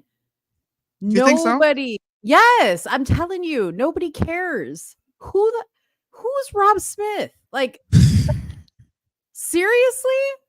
He ain't that big of a deal. I'm sorry. I'm You want sorry, to laugh? Rob. What? You want to laugh? You're Let's gonna have give me a a laughing reaction? moment, y'all. I'm gonna give you a blind reaction. Okay. Shh, listen, don't tell.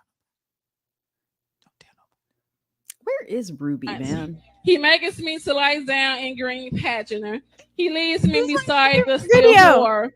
He restores my soul. He leads me in the righteous for his name's sake. Ye, I walk through a valley shelter of death. I will fear no evil. I will fear no evil. For they are with me. They ride and they staff. They comfort me. They comfort me. Amen. They prepare a table before me in the place of my enemies. Amen. In the place of my enemies. They anointed my head with oil. My cup's running over. Surely, goodly and mercy. Surely, goodly and mercy shall follow me all the days of my life, and I will dwell in Dwell. What? We need captions. Can somebody put that video and send it to me with captions? I need captions. Ma'am. THY is thy. Okay, there is no E. Okay. What the hell is D-Whale? What is that? She said pageanters. She's out of breath. She tried to say pastures and said pageanters. Soonie, you're wrong for that. Pageanters. You're wrong for that. The internet is undefeated. Pageanters, D-Whale. Oh man. All right. Well, let me do this is not I guess this is kind of funny, but this is the reaction video that I wanted you to react to on the child support. Pageanters. As I say, my husband died at that video. No, she day drinking. She doing something over there. She was out of breath too. That was a funny. I said she repeated it too. She thought she was giving a good word. That's why I said, shh, listen. That's what Ruby would have been like. Shh. Lord bless her real good. She would have. Ruby would have sat there quiet with her head down. You know what? Her foot, probably whispering. I'm gonna put it out into the universe because I just want us to connect with Ruby. I want you and Ruby to connect. You know what? Because dude, I tell you, Ruby's in my heart for life. Okay. I love Ruby. She can't read. Poacher. She can't read. I love Ruby. I was about to say. Bless her real good. The hooked on phonics didn't work. Soonie. Dang. Listen, y'all, whoever runs that church, you need to be slapped. You knew that heifer couldn't read when you put her up there. Stop. Oh Lord. Okay, let's get to the cackling hymns. All right, guys. So this is them. This is an older episode of The Real, but they were discussing the state of Delaware possibly experimenting with a new type of child support in the form of like a debit card or an EBT card. Why it got to be an EBT card? Anyways, let's listen to what the girls have to say about this, particularly Miss Jeannie Mai, who is now newly divorced from Jeezy. Okay. A new type of child support in a form of a card, which works much like an EBT card. Okay. The child support card will prohibit parents from paying for certain items like gas, rent, and adult clothing. A new type of clothing. And liquor. Lonnie, what do you think? What are you thinking? Is this a good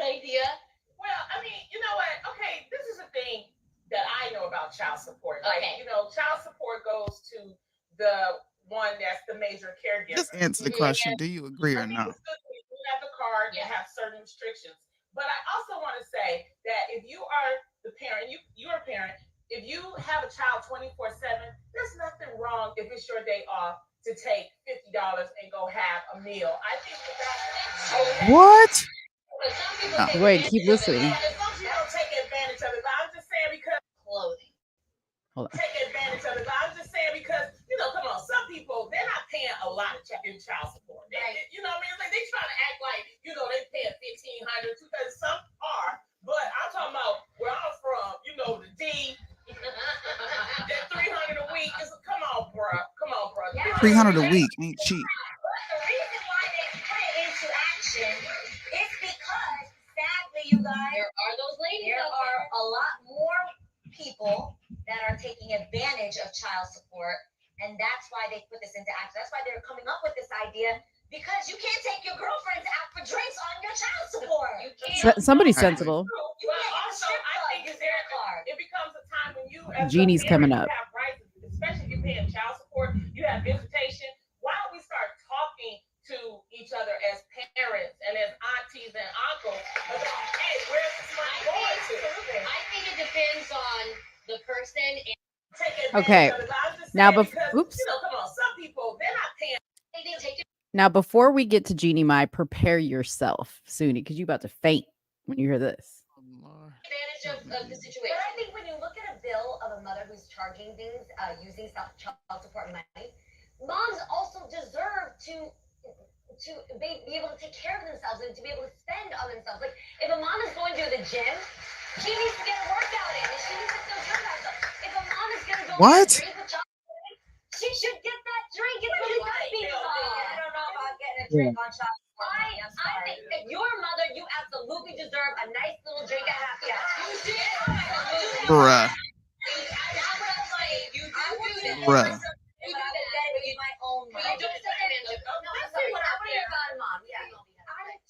I do think there are people out there that need to be checked. Yes. Right. They do, because I have given child support to my other half, and I've been given child support back. Okay. Now, I'm the kind of parent, I have 3 kids. I make sure my kids are treated equally as possible. But when they need clothes and things like that, it's good to be able to have that. They didn't take advantage of. Anyways, can you believe what Jeannie said? I can't believe it. You want to know why? Because most women are feminist. They'll deny it. They'll deny it. They'll deny it. But they have a self-driven interest, not only in their children, but their marriages and everything in life. We are extremely selfish beings. Women specifically. I see men willing to give far more than I see women willing to give. Now, we had some comments in the comments section that says gas, rent. Those things are used to provide for the child, are they not? Your car is your responsibility. If you can't afford to put gas in it, then maybe you need to either find another job or find a different vehicle that doesn't cost you that much to fill it up. Your rent, that is your responsibility. You're not paying his rent. And if the kid is with you both equally, then that means you both should be paying each other's rent at this point. If that man leaves you, he does not leave his child. He is not responsible for paying for your gas, your rent, or anything else that you desire. You should not be able to go get a drink on his dime. You should not be able to go buy a KFC, go buy a shirt. Nothing. You shouldn't do none of that with it. It should go directly to the kids. As a matter of fact, I'm really thinking that they should just hold all this payment if they are going to keep using child support. Hold it. And the woman shouldn't be allowed to touch it at all. That should go towards the kid when they get older, if they want to go to school or whatever they decide to do with themselves, get a trade, and they're set for life. Right. If you were going to we're not ever going to get rid of child support. Me personally, I think it's a scam.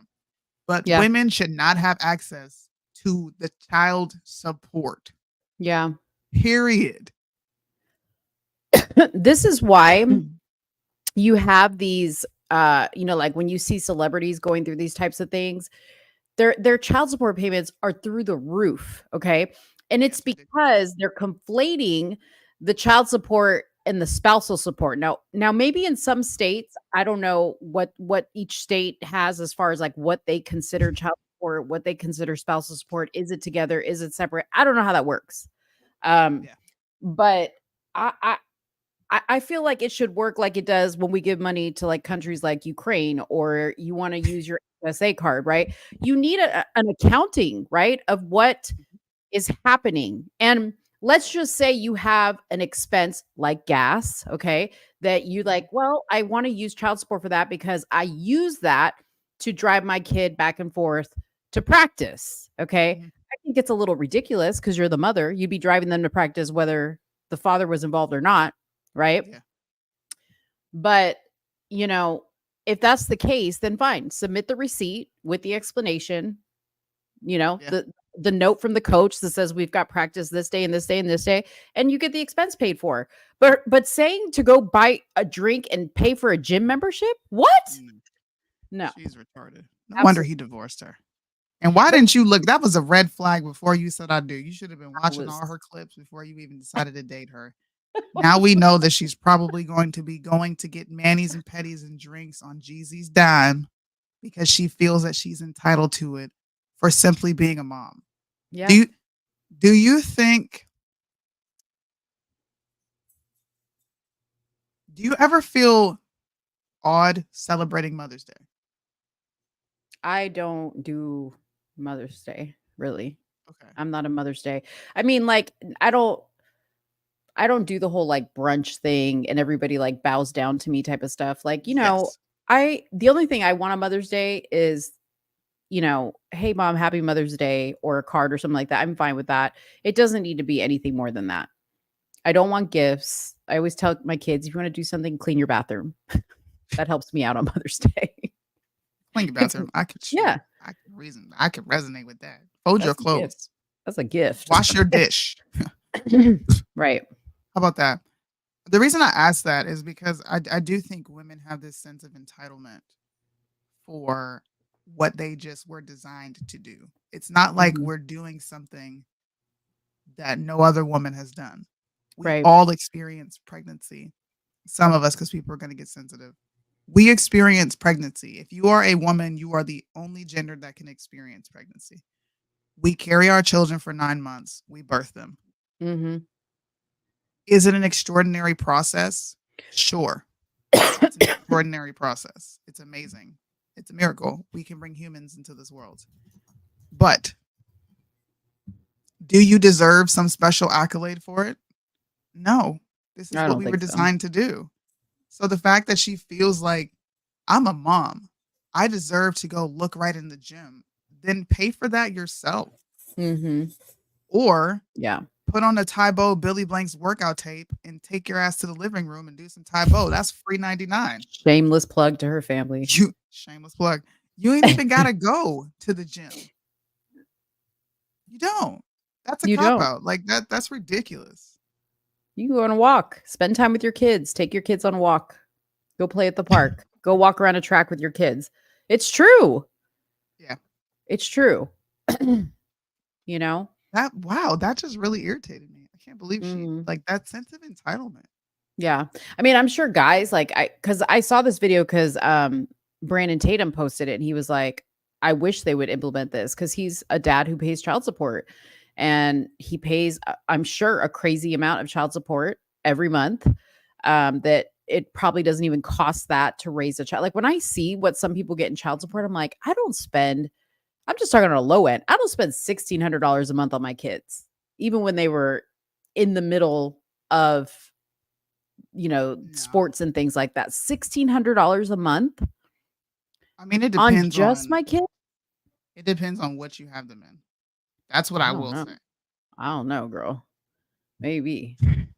But you know what, though? Depends on what you have them in. My thing is this. If you are married and you have children, or you're not married and you have children with a man, why does he have to pay? Here's my thing. It's time to tell your kid you can't be in no travel ball. Because mommy had sex out of wedlock and had you with a bum ass dude. And you can't be in travel. I'm sorry. Yeah. You can't be in it. That's just how it goes. See, I disagree with Holly. Typically, child support is at so the child is afforded the same lifestyle as if both parents were in the home. The lifestyle is not the same if both parents are not in the home. They're not, and money is not going to replace that. I don't know if you are just bringing this up to say that this is how they calculate it, but even if that is how they calculate it, that's BS because your lifestyle is going to drastically change. Right. It should If change. parents separate, and it should. It should Mhm. feel different. What it should do is cause both parents to really think like, this is affecting my kid in a weird way. Let me try to make this work. Most Mhm. people don't try to make anything work. They just Mhm. walk away because they know, especially women, they know they could fall back on the state to force that man to do something. And look, I got 3 kids and I'm paying that for soccer, football, karate, and any other extracurricular activities. $800 a month for each? Gymnastics alone is $300. Listen. Okay, listen. I would tell my kids, "I'm sorry, but we can't do this." No, and as a mother, you need to see the look of disappointment in your kids' eyes because you made poor choices and now you have to tell your child they can't do gymnastics. They can't do. Sorry, we're going to have to put you at the Y. That's the best I can do.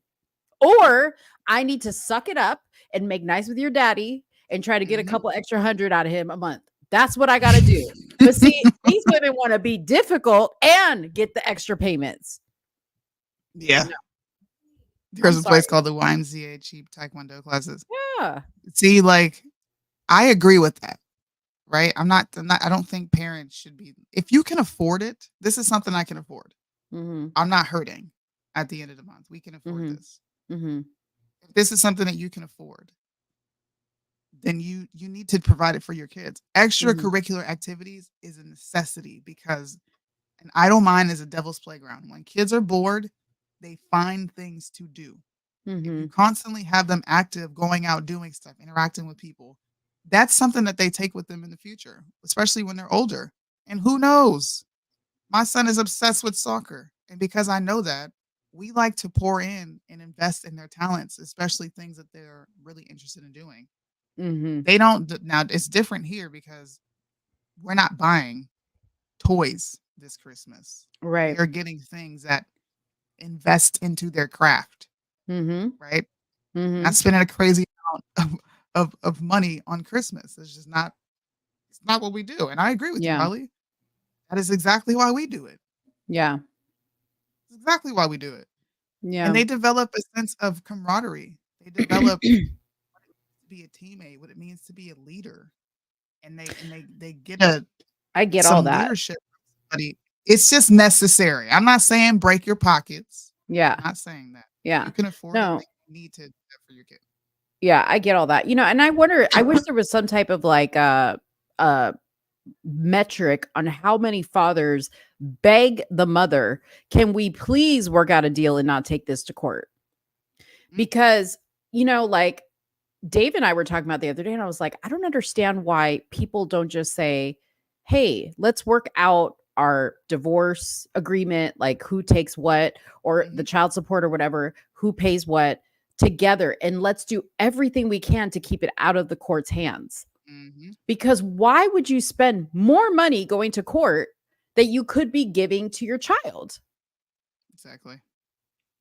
Right? Like, or if Pride. there's no children involved, you say, "Okay, you take the couch, I'm gonna take the bed. You take the dishware, I'm gonna take whatever." Like, why don't people do that? Is it because it gets so Pride. bad? Yeah, is it because it gets so bad you can't even have a decent conversation with one another? Pride. It's the woman's fault. All it is pride. People don't want to let their pride go. People are bitter that relationships ended, and they feel like this is the best way for them to get at, to get at the partner that you feel wounded you. That's terrible. Let's think about why most divorces end. Yeah. 85% of the time, I think it's 87% of the time, it's a The woman woman initiating. initiates. Yeah. And it's usually because I'm not happy, Mhm. or it's something self-driven and selfish. Mm-hmm. Just saying. But this is also a cautionary tale as to why you should stay with your spouse. Because just like Holly said, my kids most definitely wouldn't be in all these things that they do as far as extracurriculars if I were a single parent. Because there's no way that I would be able to afford it. Yeah. No way.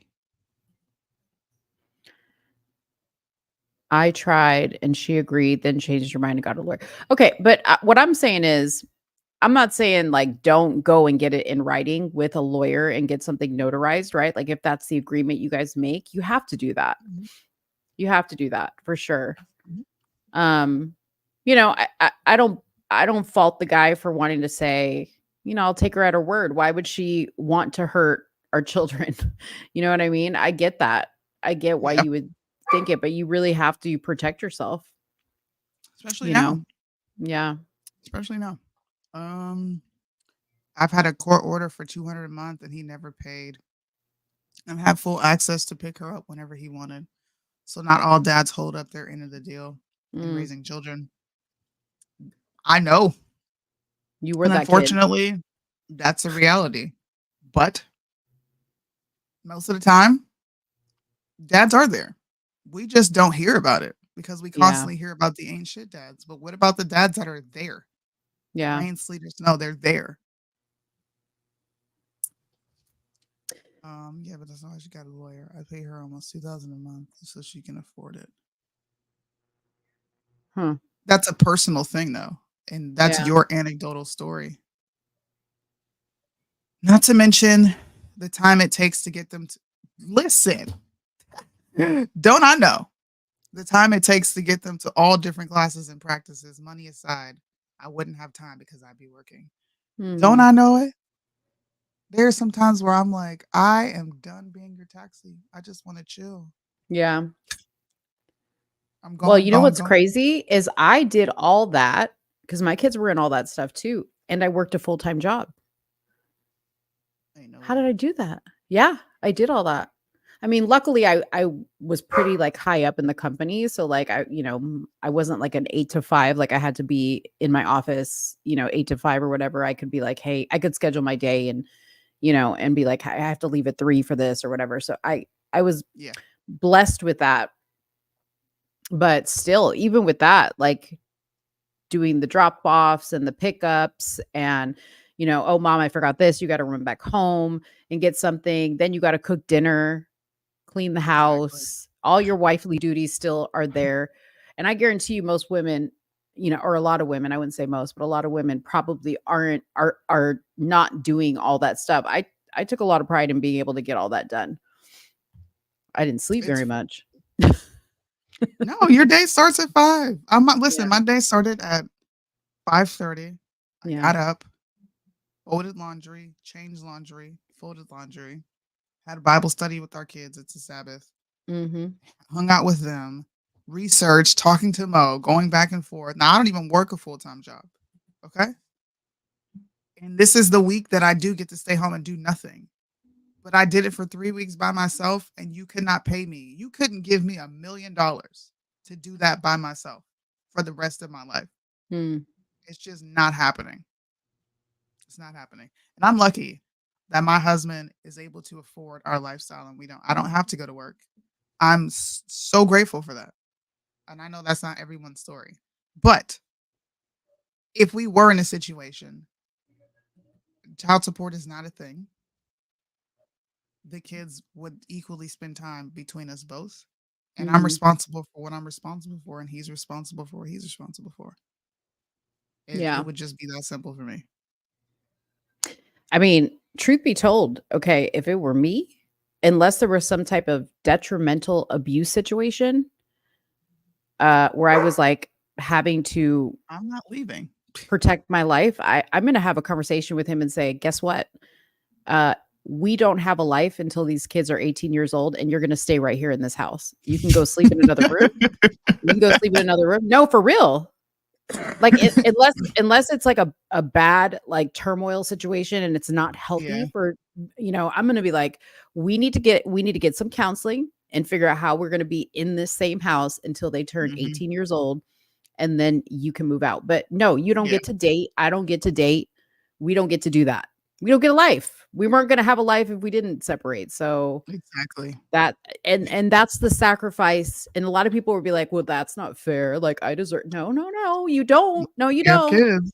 You have kids. You are not deserving of anything. Not a drink, not a gym membership, not a break, not anything. It's a luxury if you get it. She brought up that gym membership again. Yeah. You don't get no gym membership. Sit your butt down. It's a luxury. I'm saying it's a luxury when you get to do that as a parent, right? Yeah. Just like the dad who's the provider doesn't get to call in sick all the time, right? Sometimes he has to, sometimes he just has to bite the bullet and go to work because these bills got to get paid. Yep. That was a good way to, I'm sorry, was that the last clip we had? No, we were going to talk about TD Jakes. Okay. Did you want it to end there? We don't have to talk about TD Jakes if you don't want to. I'm trying to think. Do I really want to? Do you really want to? Do you guys want us to cover TD Jakes? Instagram, YouTube, Facebook. You guys put your votes in. If they want us to talk about it, then I'm going to talk about it. But I think that this is beating a dead horse. Everyone knows that TD Jakes is a little fruity. Well, some people may not know what the thing is. So he's being accused of attending sex parties held by P. Diddy. And this was found out through now Soonie saying through the burner phone. Oh, Lord. A burner phone. Holly, you did not just say who was TD Jakes. No, you didn't. Here. Hold on. Let me. Yeah. Can I show her a fruity video of TD Jakes? Yeah. You know who he is. When you see him, you're going to be like, oh, I know who that is. And this is also coming out because of Mace. Mace did a podcast. Actually, he was on stage talking about P. Diddy. That's right. He treated Kim Porter, and he mentioned TD Jakes. And then there was a follow-up of a TikTok video that is now gone viral showing that P. Diddy is maybe in a little bit of hot water. And TD Jakes is in a little bit of a hot water too, because they both been accused of doing something strange for a piece of change. But here's his opinion on homosexuality. Body is embraced in your church? Oh, absolutely. Yeah, absolutely. Because you know that you have been accused of saying that gay people would not be welcome. Oh, no, that's not true at all. It's not true. Well, the perception in our society today is that if you don't say you're for same-sex marriage, or if you say that homosexuality is a sin, that you're homophobic and you're against gay people, that's not true. I'm not called to give my opinion. I'm called as a pastor to give the scriptural position on it. Doesn't mean that I have to agree with you to love you. I don't dislike anybody. I love everybody. But does it mean you perceive being gay as a sin? Do you think that being gay is a sin? I think that sex between two people of the same sex is condemned in the scriptures. And as long as it is condemned in the scriptures, I don't get to say what I think. I get to say what the Bible says. You know, I'm not particularly political. I'm not particularly denominational. I'm not worried about any of that. I'm not anti-gay. I'm not anti-anything. I don't want to even be known by what I'm against. I want to be known by what I'm for. I'm for people bettering themselves, no matter who they are and where they are, doing all they can be to be all that they can be. You recently said this about African Americans. Now do y'all know who Bishop TD Jakes is? Did y'all hear that word salad? Yes, Mace has been speaking out against Diddy for a while now. Mace has always spoken out against Diddy, though. He has. He was probably one of the first, because Mace went over to the church, man. Mace was like done with this worldly lifestyle. Yeah. Let me see if I can find that clip just so I can show y'all real quick. But that's Bishop TD Jakes. Let me read a little bit so people understand. So on Wednesday, Tough News TV host Jermaine McKinley claimed near the end of a 37-minute video on YouTube that he received an email from an unnamed source alleging that Cassie, the one that sued Diddy for sexual assault or whatever, turned over to investigators a burner phone that belonged to Kim Porter, P. Diddy's ex-wife. and the mother of his children. She died in 2018. Cassie also allegedly shared a USB device containing recordings of Diddy's alleged sex parties, where he reportedly hosted several powerful people, including Jake's. I'm going to read a little bit more, but I'm thinking here, like, was there no clause in that settlement that he gave her that she couldn't expose him any further? I don't know. I'm also told that multiple male escorts corroborated the fact that TD Jakes had slept with multiple men at Diddy's parties and abroad. The unnamed source claims it also has been said that a young male has acquired a lawyer to represent him, as he is set to sue Jakes for an incident that took place when he was 16 years old. The video source alleges that the minor, whose family attended the Potter's house in Dallas until he left in 2015, was forced to perform oral sex acts on Jakes. The source further alleges that the boy's family was paid off to keep what happened quiet, but he now intends to seek his own justice as an adult. So, TikTok user made a clip of the allegation, which has been viewed 1.6 million times.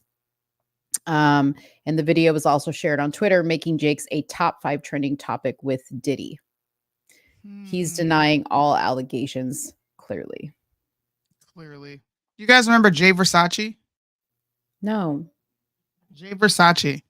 He was the social media influencer. He's super gay, but he is funny as crap. Hold on, let me see if I can pull this video up. Soonie, He actually posted on social media a while back that P. Diddy bent him over on a giant bed long time ago. Did he go on Tasha K to reveal that? You did not just taint this story by mentioning that wild demon. Wait, whatever happened? Who was the dude that used to hold Diddy's umbrella? What was his name? Something Bentley. Onsworth Bentley. What happened to that dude? I don't know. This is Jay Versace. Because I know he was gay. Do you remember him? No, doesn't even look familiar. Hilarious, dude. Hilarious. Was he around Diddy? Yes, he was actually invited to one of his parties, and he talks about being molested by Diddy. He spoke out on this. I totally forgot about this video. So, if TD Jakes was at these parties, you know who else spoke out? Oh, hold on. We got to drop a classic real quick. Y'all knew Soonie did want to talk about this. She was like, "Did I?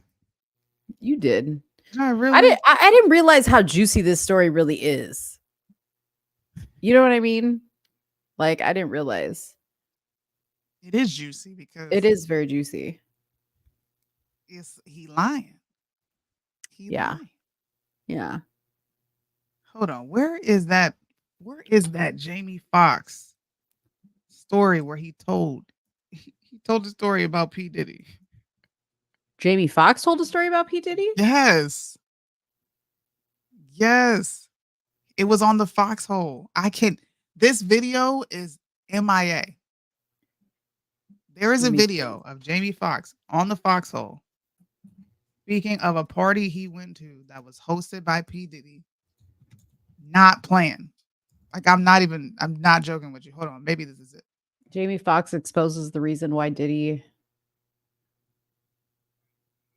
wanted to sacrifice him. Where's that video? I gotta find that video. Not that. I don't know what that is. That's completely different. This is talking about the allegations of him being, you know what?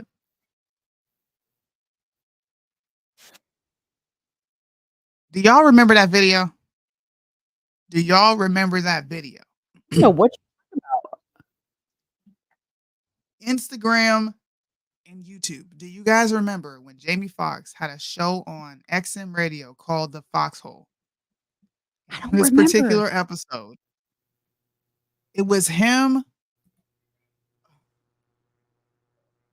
Exhibit, X to the Z Exhibit. Y'all remember him as a rapper? Yeah, I remember him. They were on Jamie Foxx's podcast. They were talking, and he was talking about how he had this experience with P. Diddy, and he liked fingers in the booty. I'm not playing, bro. I'm not playing. I gotta find this video because it's got me tripping that I can't find it right now. Maybe you'll recognize it. Hold on, I'm gonna pull up my screen. Sorry, y'all. Thanks for hanging in to see this video.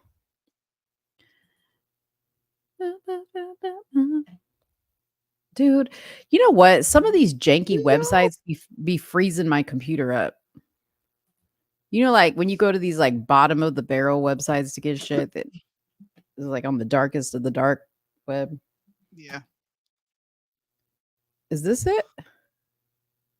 Jamie Foxx talked about Puffy Combs and his all men secret parties and leaked video. Where's the video? Where is the video, bro? Okay, you found it. Party that is. Is This is one of the videos.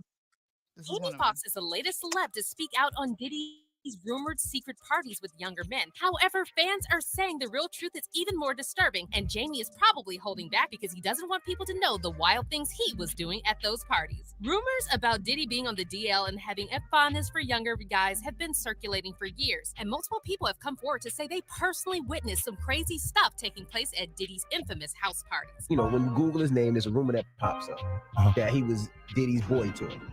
Oh shit! Can't wait to run into him again. See, What you gonna say to him? He's playing with your booty in Miami. You know it was in Miami. But what about Jamie Foxx? What does he know about Diddy's alleged gay parties? Rumors about Diddy being in the closet are nothing new, and they've actually been going around since the 90s. However, all the speculation surrounding Diddy's sexuality recently took a dark turn when a new set of rumors popped up that Diddy had been grooming young and upcoming singers for years. It all started after Diddy's former protege Usher broke his silence on how when he was 14 This shit was years old, funny. L.A. Reid sent him to live with Diddy in New York City and attend Diddy's flavor camp. I moved to New York City, and I lived with Sean Puffy Combs for a year. That's the crazy thing. Now, that was L.A. Reid's idea, right? We're sending you New over York to something City. called Puffy Flavor Camp. There you go. To learn Flavor some. camp. Yeah, Flavor that's what it camp. was called. And you're going to go to Puff Daddy's. He's going In the 90s. Do you understand what that's like? And pay attention to this next part when Usher was asked if Diddy's place was full of girls. Usher said that's not exactly true, and you could tell he was thinking about whether to spill the whole truth or not. Puffy's place was like just filled with chicks and orgying like nonstop, right? No, not really. I Come mean, on. but hey, it was curious. I got a chance to see some things. Usher also admitted he saw a lot of wild stuff at Puffy. Do I need to continue with this? No, that was a portion of what I was talking about, but I can't find the video. Okay. I'm gonna have to dig to find the video. But here's the in a new interview. Here, this came out in 2009, bro. I remember listening to this and being like, "What the fact?" Like Mo, these men were so candid on this subject. I have never heard Jamie Foxx be so open about anything in Hollywood. dying to see Exhibit was this. up there, bro. They were all up there like, oh man, you went to the party too? Was it fingers in the booty, bro? Not even playing with you. So here's a transcript of it. They don't have the actual video. Okay. But in an interview with Jamie Foxx's Foxhole radio show, Exhibit shares a story of how Sean Combs, aka Puffy, treated him to the gayest night of his life, all while doing everything verbally in his power to relay the message that he himself is not gay. Exhibit claimed that the whole gay night took place in South Beach, Florida on New Year's Eve not too long ago. It began at a house party where Exhibit enjoyed chatting with self-proclaimed video vixen Superhead. This is Corinne Steffens, if y'all don't know who that is. I remember this. Exhibit says, Puffy calls me outside and says, that girl you're with, she's a devil. She will videotape you with fingers in the booty. Damn. Confused over P. Diddy's words and concerned about having his name out there crazy like that, Exhibit claims he then went back inside to confront Superhead only to learn that Combs had had some prior incidents with her that he doesn't want anyone to know about. Shortly thereafter, Puffy loaded his entourage, including Exhibit and Superhead, into a car for a silent and awkward drive to the club. Upon arriving, Combs left to do his business while Superhead and Exhibit went downstairs to get drinks. It was there that Exhibit says he really found himself shaking in his heterosexual boots. Oh shit! As he described it, she's Superhead points over there, and there's two dudes kissing, and then points in another direction, and there's another dude bent over, but you know what, naked. Reasserting the fact that he is about interested as B, butt ass naked sex and men at a club as he is in Puffy's naked butt being videotaped with fingers. Oh, man. And there used to be like a video of there this? is a video of this. There What? is video. There was a video leaked of this entire story where he is on the foxhole. Yo, I'm going to find that video. Get with your people on Discord that know how to do things and they'll find it. Yeah, they're gonna find that. Wow. So, yeah. That's crazy. Hollywood singers. It's real, y'all. The second link I sent has the audio. Oh, did Holly find it? Uh-oh. Dang, I have to make a urination sample so bad, but I'm gonna wait. I'm gonna hold it. All right, let's see real quick. You know what I'm saying? I have no shame in my game with that. You know what I'm saying? So that's where I was at the time, and we went to Florida. This is actually we got it. Invited to a Puffy party, a New Year's Eve party. Went to the party. It was actually a good party. You know what I'm saying? It was on South Beach, right? Right. So then we go to the house, and then he invited us to the house because we wanted to go to the club after. Right? I was like, okay, cool. So Superhead is with me. You know what I'm saying? Karen is with me. You know what I'm saying? Whatever. Superhead. Yeah. So she texts me. Puffy calls me outside. He's like, hey man, that girl you know about the girl you. I was like, yeah, nigga, everybody know, but you know what I'm saying? What's that? She's like, that's the devil, man. You know what I'm saying? I was like, what you mean that's the devil? The devil got a pretty mouth. Yeah, I was like, what you mean that's the devil? And then he was like, yeah, man, she videotaped fingers in the boot. That's a you know what I'm saying? I was like, what? Like, penis. What the fuck are you talking about? We I heard a penis and a finger in the boot. Going, what? So Puffy tells you he will videotape you with fingers in the boot. And I was like, what the fuck does that mean? Yeah, what does that mean? Did he or she? Corinne Steffens, Superhead. He's telling that P. Diddy is telling Exhibit that the woman he's with, who is Superhead, will videotape you with fingers in the boot. Okay. Yes. Talking about he's a filmer. Yeah, I did ask him. He's just like whatever. He went off and did his thing. And I was like, limping? He walked away and the nail fell out his boot. I'm gonna play this shit up. I'm not gonna have my name. I'm not gonna have my name out there crazy like that. Go ahead. So then she say, I told him what he told me, and she was like, she started laughing like a motherfucker. I'll tell you later. So then I was like, okay, well, I'm not gonna make a big deal of it, whatever. So then then I guess he's had some prior incident with her that he don't want nobody to know about. You know what I'm saying? So we get into the truck. He said, let's go to this club. So everybody following the car. The car is fucking silent. You know what I'm saying? We get to this club, and then we walk in the back way. It's a VIP lounge. Ain't nobody in there. And then, the club is going. It's all jumping. And then I'm sitting there with old girl. So then he's doing his business. We go down and get a drink. We sitting there vibing to the music. And then she point over the corner. It's two dudes kissing. You know what I'm saying? I'm like, the fuck is this? You know what I'm saying? So I'm like, okay, then there's girls in the club too. And then she pointed another direction. It's another dude over there, like, butt ass naked. Dancing. You know what I'm saying? We take off, man. You know what I'm saying? We leave the club directly. I didn't say peace to nobody. I didn't see nobody. Yeah, it was suspect. A lot of suspect. The club was you can chalk it up to being in Miami or whatever. I've been in a gang of clubs, man. The club was called. And I ain't never mistakenly stepped into a club having that kind of activity. You know what I'm saying? Right. There it is. So we took a cab home back to where I was. That is what I'm talking about. Dang. That clip, somebody needs to bring that clip back out. I remember when Exhibit did that on the Foxhole. That was one of the best shows on Sirius XM radio before it went to crap. and he was on Jamie Foxx's show. And there is a story of Jamie Foxx talking about a white party that he went to that was being hosted by Diddy. I don't know where that clip is, but it's on the internet. And I know it's on the internet because I used to watch all these videos. Dang, they don't It's wipe not the the girl. first time he's been exposed for They being a wiped homo. You know they wiped that. That's crazy. They wiped though. it. They That is probably crazy, right? did. That is crazy.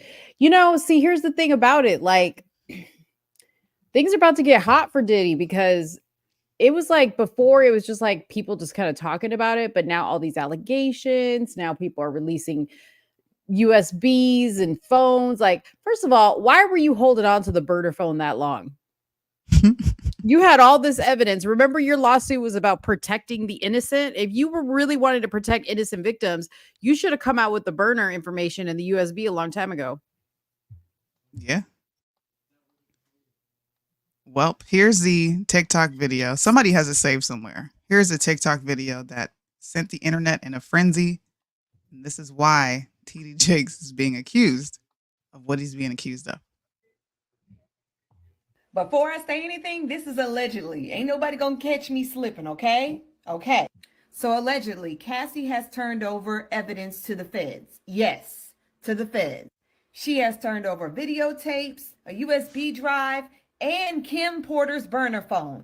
Now, there is also an alleged email out saying a plethora of other things that include TD Jakes with Diddy. I'm gonna let y'all listen to it. I'm not finna say nothing else. Says here, yo, bro, Cassie has turned over substantial amounts of evidence to the feds. I'm told that after Cassie had a long conversation with Blank, I have to protect this person. They're going through a lot right now. And her lawyers, she finally was convinced to give up the videotapes and audio recordings that contain footage of S parties and other private gatherings that feature some pretty powerful and prominent people. And get this, she even gave up a burner phone and USBs that belong to Kim Porter with incriminating evidence against Diddy.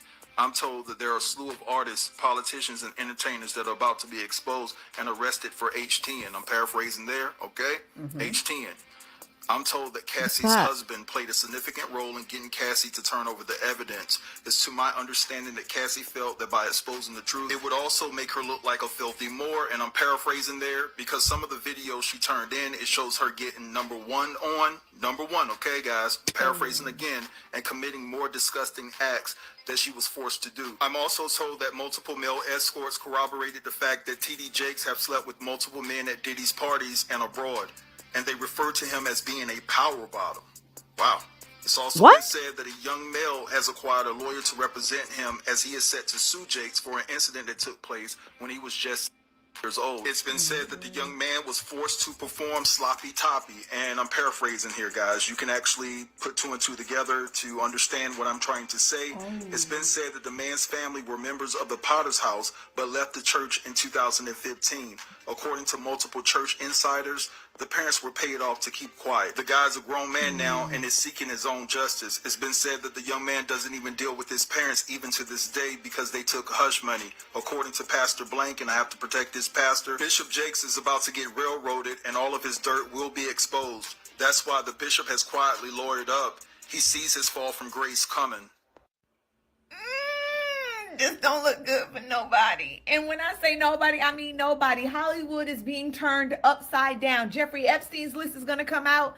If this is actually true, this list is going to come out. And we already know TD Jakes is caught up with the other shit, allegedly being the person that is messing with Christian Keys. Everybody's saying it's either allegedly TD Jakes or allegedly Tyler Perry. It's either one of them. But, oh my God, if this is true, buckle up, because next year, 2024, y'all better get y'all bingo cards out, because it's gonna get real.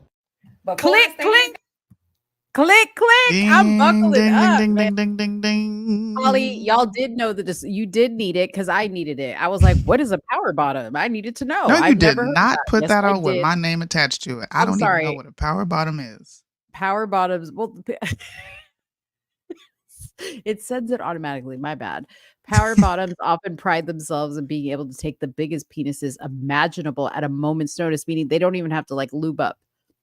Wow, TD. Wow. You. And Christian Keys is an actual actor who has been in a bunch of Tyler Perry plays, Tyler Perry movies. He has also spoken out about the disgusting, perverted nature of the Christian Hollywood movement and how he was literally molested and sexually assaulted by a lot of higher ups in that arena while making virtually absolutely no money. Christian Keys. And people are attacking him for some. This just before we close out. You ladies aren't up on your game. I'm not. Okay. Soonie's proud of I don't that. want to That's be a up fact. on it. That's a stack. She's proud of that. I'm good. Listen, I know. I thought I knew everything. This is Christian Keys. Hopefully the video will pop up. But he says it would break people's hearts if he exposed the identity of his alleged harasser. He has been all over the internet discussing what happened to him and how he experienced the same stuff that women are talking about, which is crazy. And people are suspecting that it's Tyler Perry. People are suspecting that it is TD Jakes or some prominent pastor. But yeah. Somebody that y'all think is squeaky clean. Oprah done fooled you. Just know, first of all, Tyler Perry was on the Epstein list, okay? So we can already write him off. I didn't see TD Jakes on there, but you know. He said he didn't clear nobody. Ain't nobody got cleared until he says something. So we'll see what develops with this story. We'll see what develops with this story. I hope they're not teasing us and they don't release this stuff because I'm here for I'm invested in this I'm invested in Tafari Campbell, like in the Obama chef story. Lord. That's how invested. That's how well, invested. Now we know I what am. Mo's gonna come back and talk about on Tuesday. Okay, wait, really quick. I know we said we're gonna go, but tell everybody, please tell everybody they need to go see those movies I recommended. Well, yeah, you guys should go watch Love Has Won, and you guys should go watch Twin Flame. Love Has Won is on HBO, or you can put it on watchitseries.lol. All one word, watchitseries.lol. Love Has Won. And you can also watch Twin Flames on Netflix if you have either of those. It's a must. You know what it did? I had this conversation with Mo. I think I sent you a voice chat. It really allowed me to understand Trump supporters. Now, I'm not talking about all of you, okay? But the majority of you are batshit crazy. You believe Trump is going to come in and right what's wrong in the United States of America. Yeah. Which is absurd. And so just to understand what Soonie's talking about. So we actually showed the preview of Love Is One on last week's show. But in short, okay, it's a group of hippies basically that lived out in Colorado, and they believed this woman was their god. Okay. And there was all types of things, but Robin Williams was guiding them from the heavens. Donald Trump was guiding them. Donald Trump, Tupac, Whitney Houston. They had like a whole list of people that were called like the I don't know, not the Guardians, the Galactics. They called them the Galactics, but like Robin Williams was like top of the. So he was like speaking to the people. But anyways, there was a whole bunch of stuff. Like they smoked weed all the time. This lady ultimately met her demise. She died of like liver cancer or liver disease. She was an alcoholic. She believed she had to be 104 pounds to get on the spaceship for them to like beam her up. They took her dead body to a forest in Oregon. I'm not even scratching the surface of how this thing is crazy. Crazy. Can I tell them the craziest part? This is going to force you guys to watch it. This is what creeped me and my husband out. My husband was so creeped out by this. She claims that the reason that she has to drink and smoke and all these things is because she is a reflection of what people truly are. The way she acts, she's acting as a mirror to these people so that they can see who they are and so that they can change themselves. And one of the girls who came, this is a girl towards the end. She eventually left because I think she found out this was total BS. Right. She was sick. She had cancer. She was losing a crap ton of weight. She was really sick, and she found this Love Has Won video and decided to go. She said, "I want pizza. I'm gonna go have some pizza." Mm-hmm. And they were like, "No, that's a self-driven interest. Mm-hmm. Pizza doesn't exist anymore, right?" And Yeah. she wasn't allowed to spend money on anything else. Yeah. But this lady was lying to them, saying, "I'm a reflection of you. Yeah. You want to eat this taco. You want to eat this cheese. You want to eat all these things which you cannot eat." Yeah. Right? Because I'm taking on all your transgressions. Mm-hmm. She calls herself Jesus. Mm-hmm. She is the Messiah. Yeah. Please watch it. And Please okay, watch it. after you watch it, then go watch her interview on Dr. Phil, which exposes even more crazy stuff. And you see video of how she like locked her friend's kid in a closet while he was screaming, a baby. Okay. Made all the people in her cult like starve themselves, like Soonie was saying. They all had to be like, because she said that people were undisciplined with their bodies and the way they ate and all this other stuff. So you see like all these videos of her. She was a nasty, nasty woman. But anyways, they tie in the Trump QAnon conspiracy theory cabal all into this thing very, very strategically. Okay. And that's what makes it so interesting. Now, the escaping twin flames is a cult that was started by these two people, a couple that convinced their followers that they were going to help them find their twin flame, their forever love, right? To the extent that these people had meal plans, okay, that if you ate this way, you were going to be more desirable to your partner. Okay, now their meal plans basically made people fat, okay? Because the guy convinced them that the fatter his wife got, the more attractive he was to her, okay? They also helped people transition their sex, because if you weren't finding your twin flame in the opposite sex, well, then clearly that means you're transgendered. So people were going and getting freaking surgery to remove their sex organs so that they could follow with these people. And they were paying these people thousands of dollars, okay? Because they had a school. Lord have mercy. Okay, so first go watch Love is One, Mother God. That is on HBO. Yes. Then go watch Escaping Twin Flames. That is on Apple TV? No, Netflix. Netflix. Yeah, Netflix. If you don't have it, Sooney's got a cheat for you. What is the site that they can go to? Watch it series.lol. You can watch everything there. Watch it series.lol. Watch it series.lol is where you can watch it. Yeah, you guys are going to be, if you guys are off work the next couple days, watch. This is a good binge. I think both of them are like 3 or 4 episodes each. I ain't gonna lie, y'all. I'm still tripping on the fact that Shaka Khan watched my video. Dude, you need to befriend her. Shaka Khan watched my video. Yeah. I feel for you. Bro, I love her music. I love her too. I'm about to rock some Shaka Khan right now. For real. That's all the topics we have for you today, guys. Thanks for sticking around. You guys have been sticking around for the entire show. I just wanted to say that. Yeah, it was captivating. It was a captivating show. Have a Merry Christmas if you celebrate Christmas. And if you don't celebrate Christmas, have a good time off with your family. Whatever you celebrate. Happy Hanukkah, whatever it is. Kwanzaa. Is Kwanzaa part of the holidays? I don't know. Whatever. And whatever you celebrate. Happy Sabbath. It is a Sabbath. If you guys keep the Sabbath, happy Sabbath to you guys. Don't celebrate Christmas. Okay, it's a pagan day. Stop. Sorry to break it to you. We love Christmas. Don't believe that Jesus was born on Christmas. Go ahead and put the damn tree up and put presents under it. Don't follow Soonie. She's married to a 7-day Adventist. They don't have any fun. Okay, we already learned this. We already learned this. Okay. Don't let her lie to you. Soonie's over there eating tofu burgers with no presents under her tree. And whatever. No, but she decorates. You do decorate though. You are. I do decorate. Spirit. Yeah, she's in the spirit. Yeah, for sure.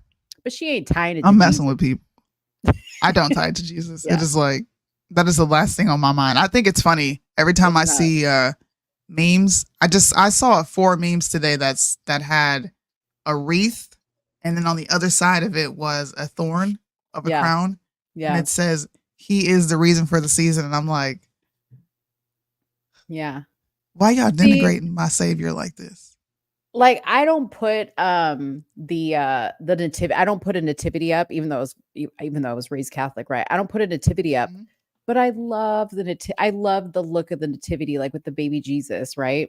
But I don't, because it's not Jesus's birthday, so it's like there. You know what I mean? Like, yeah. But the cute little baby Jesus and the nativity.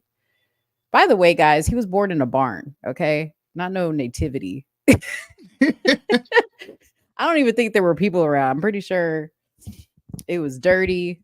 Y'all. There was no room in the house. Shaka Khan watched my video. Can you just... Do y'all understand who that is? Do y'all even know who that is? I know who it is.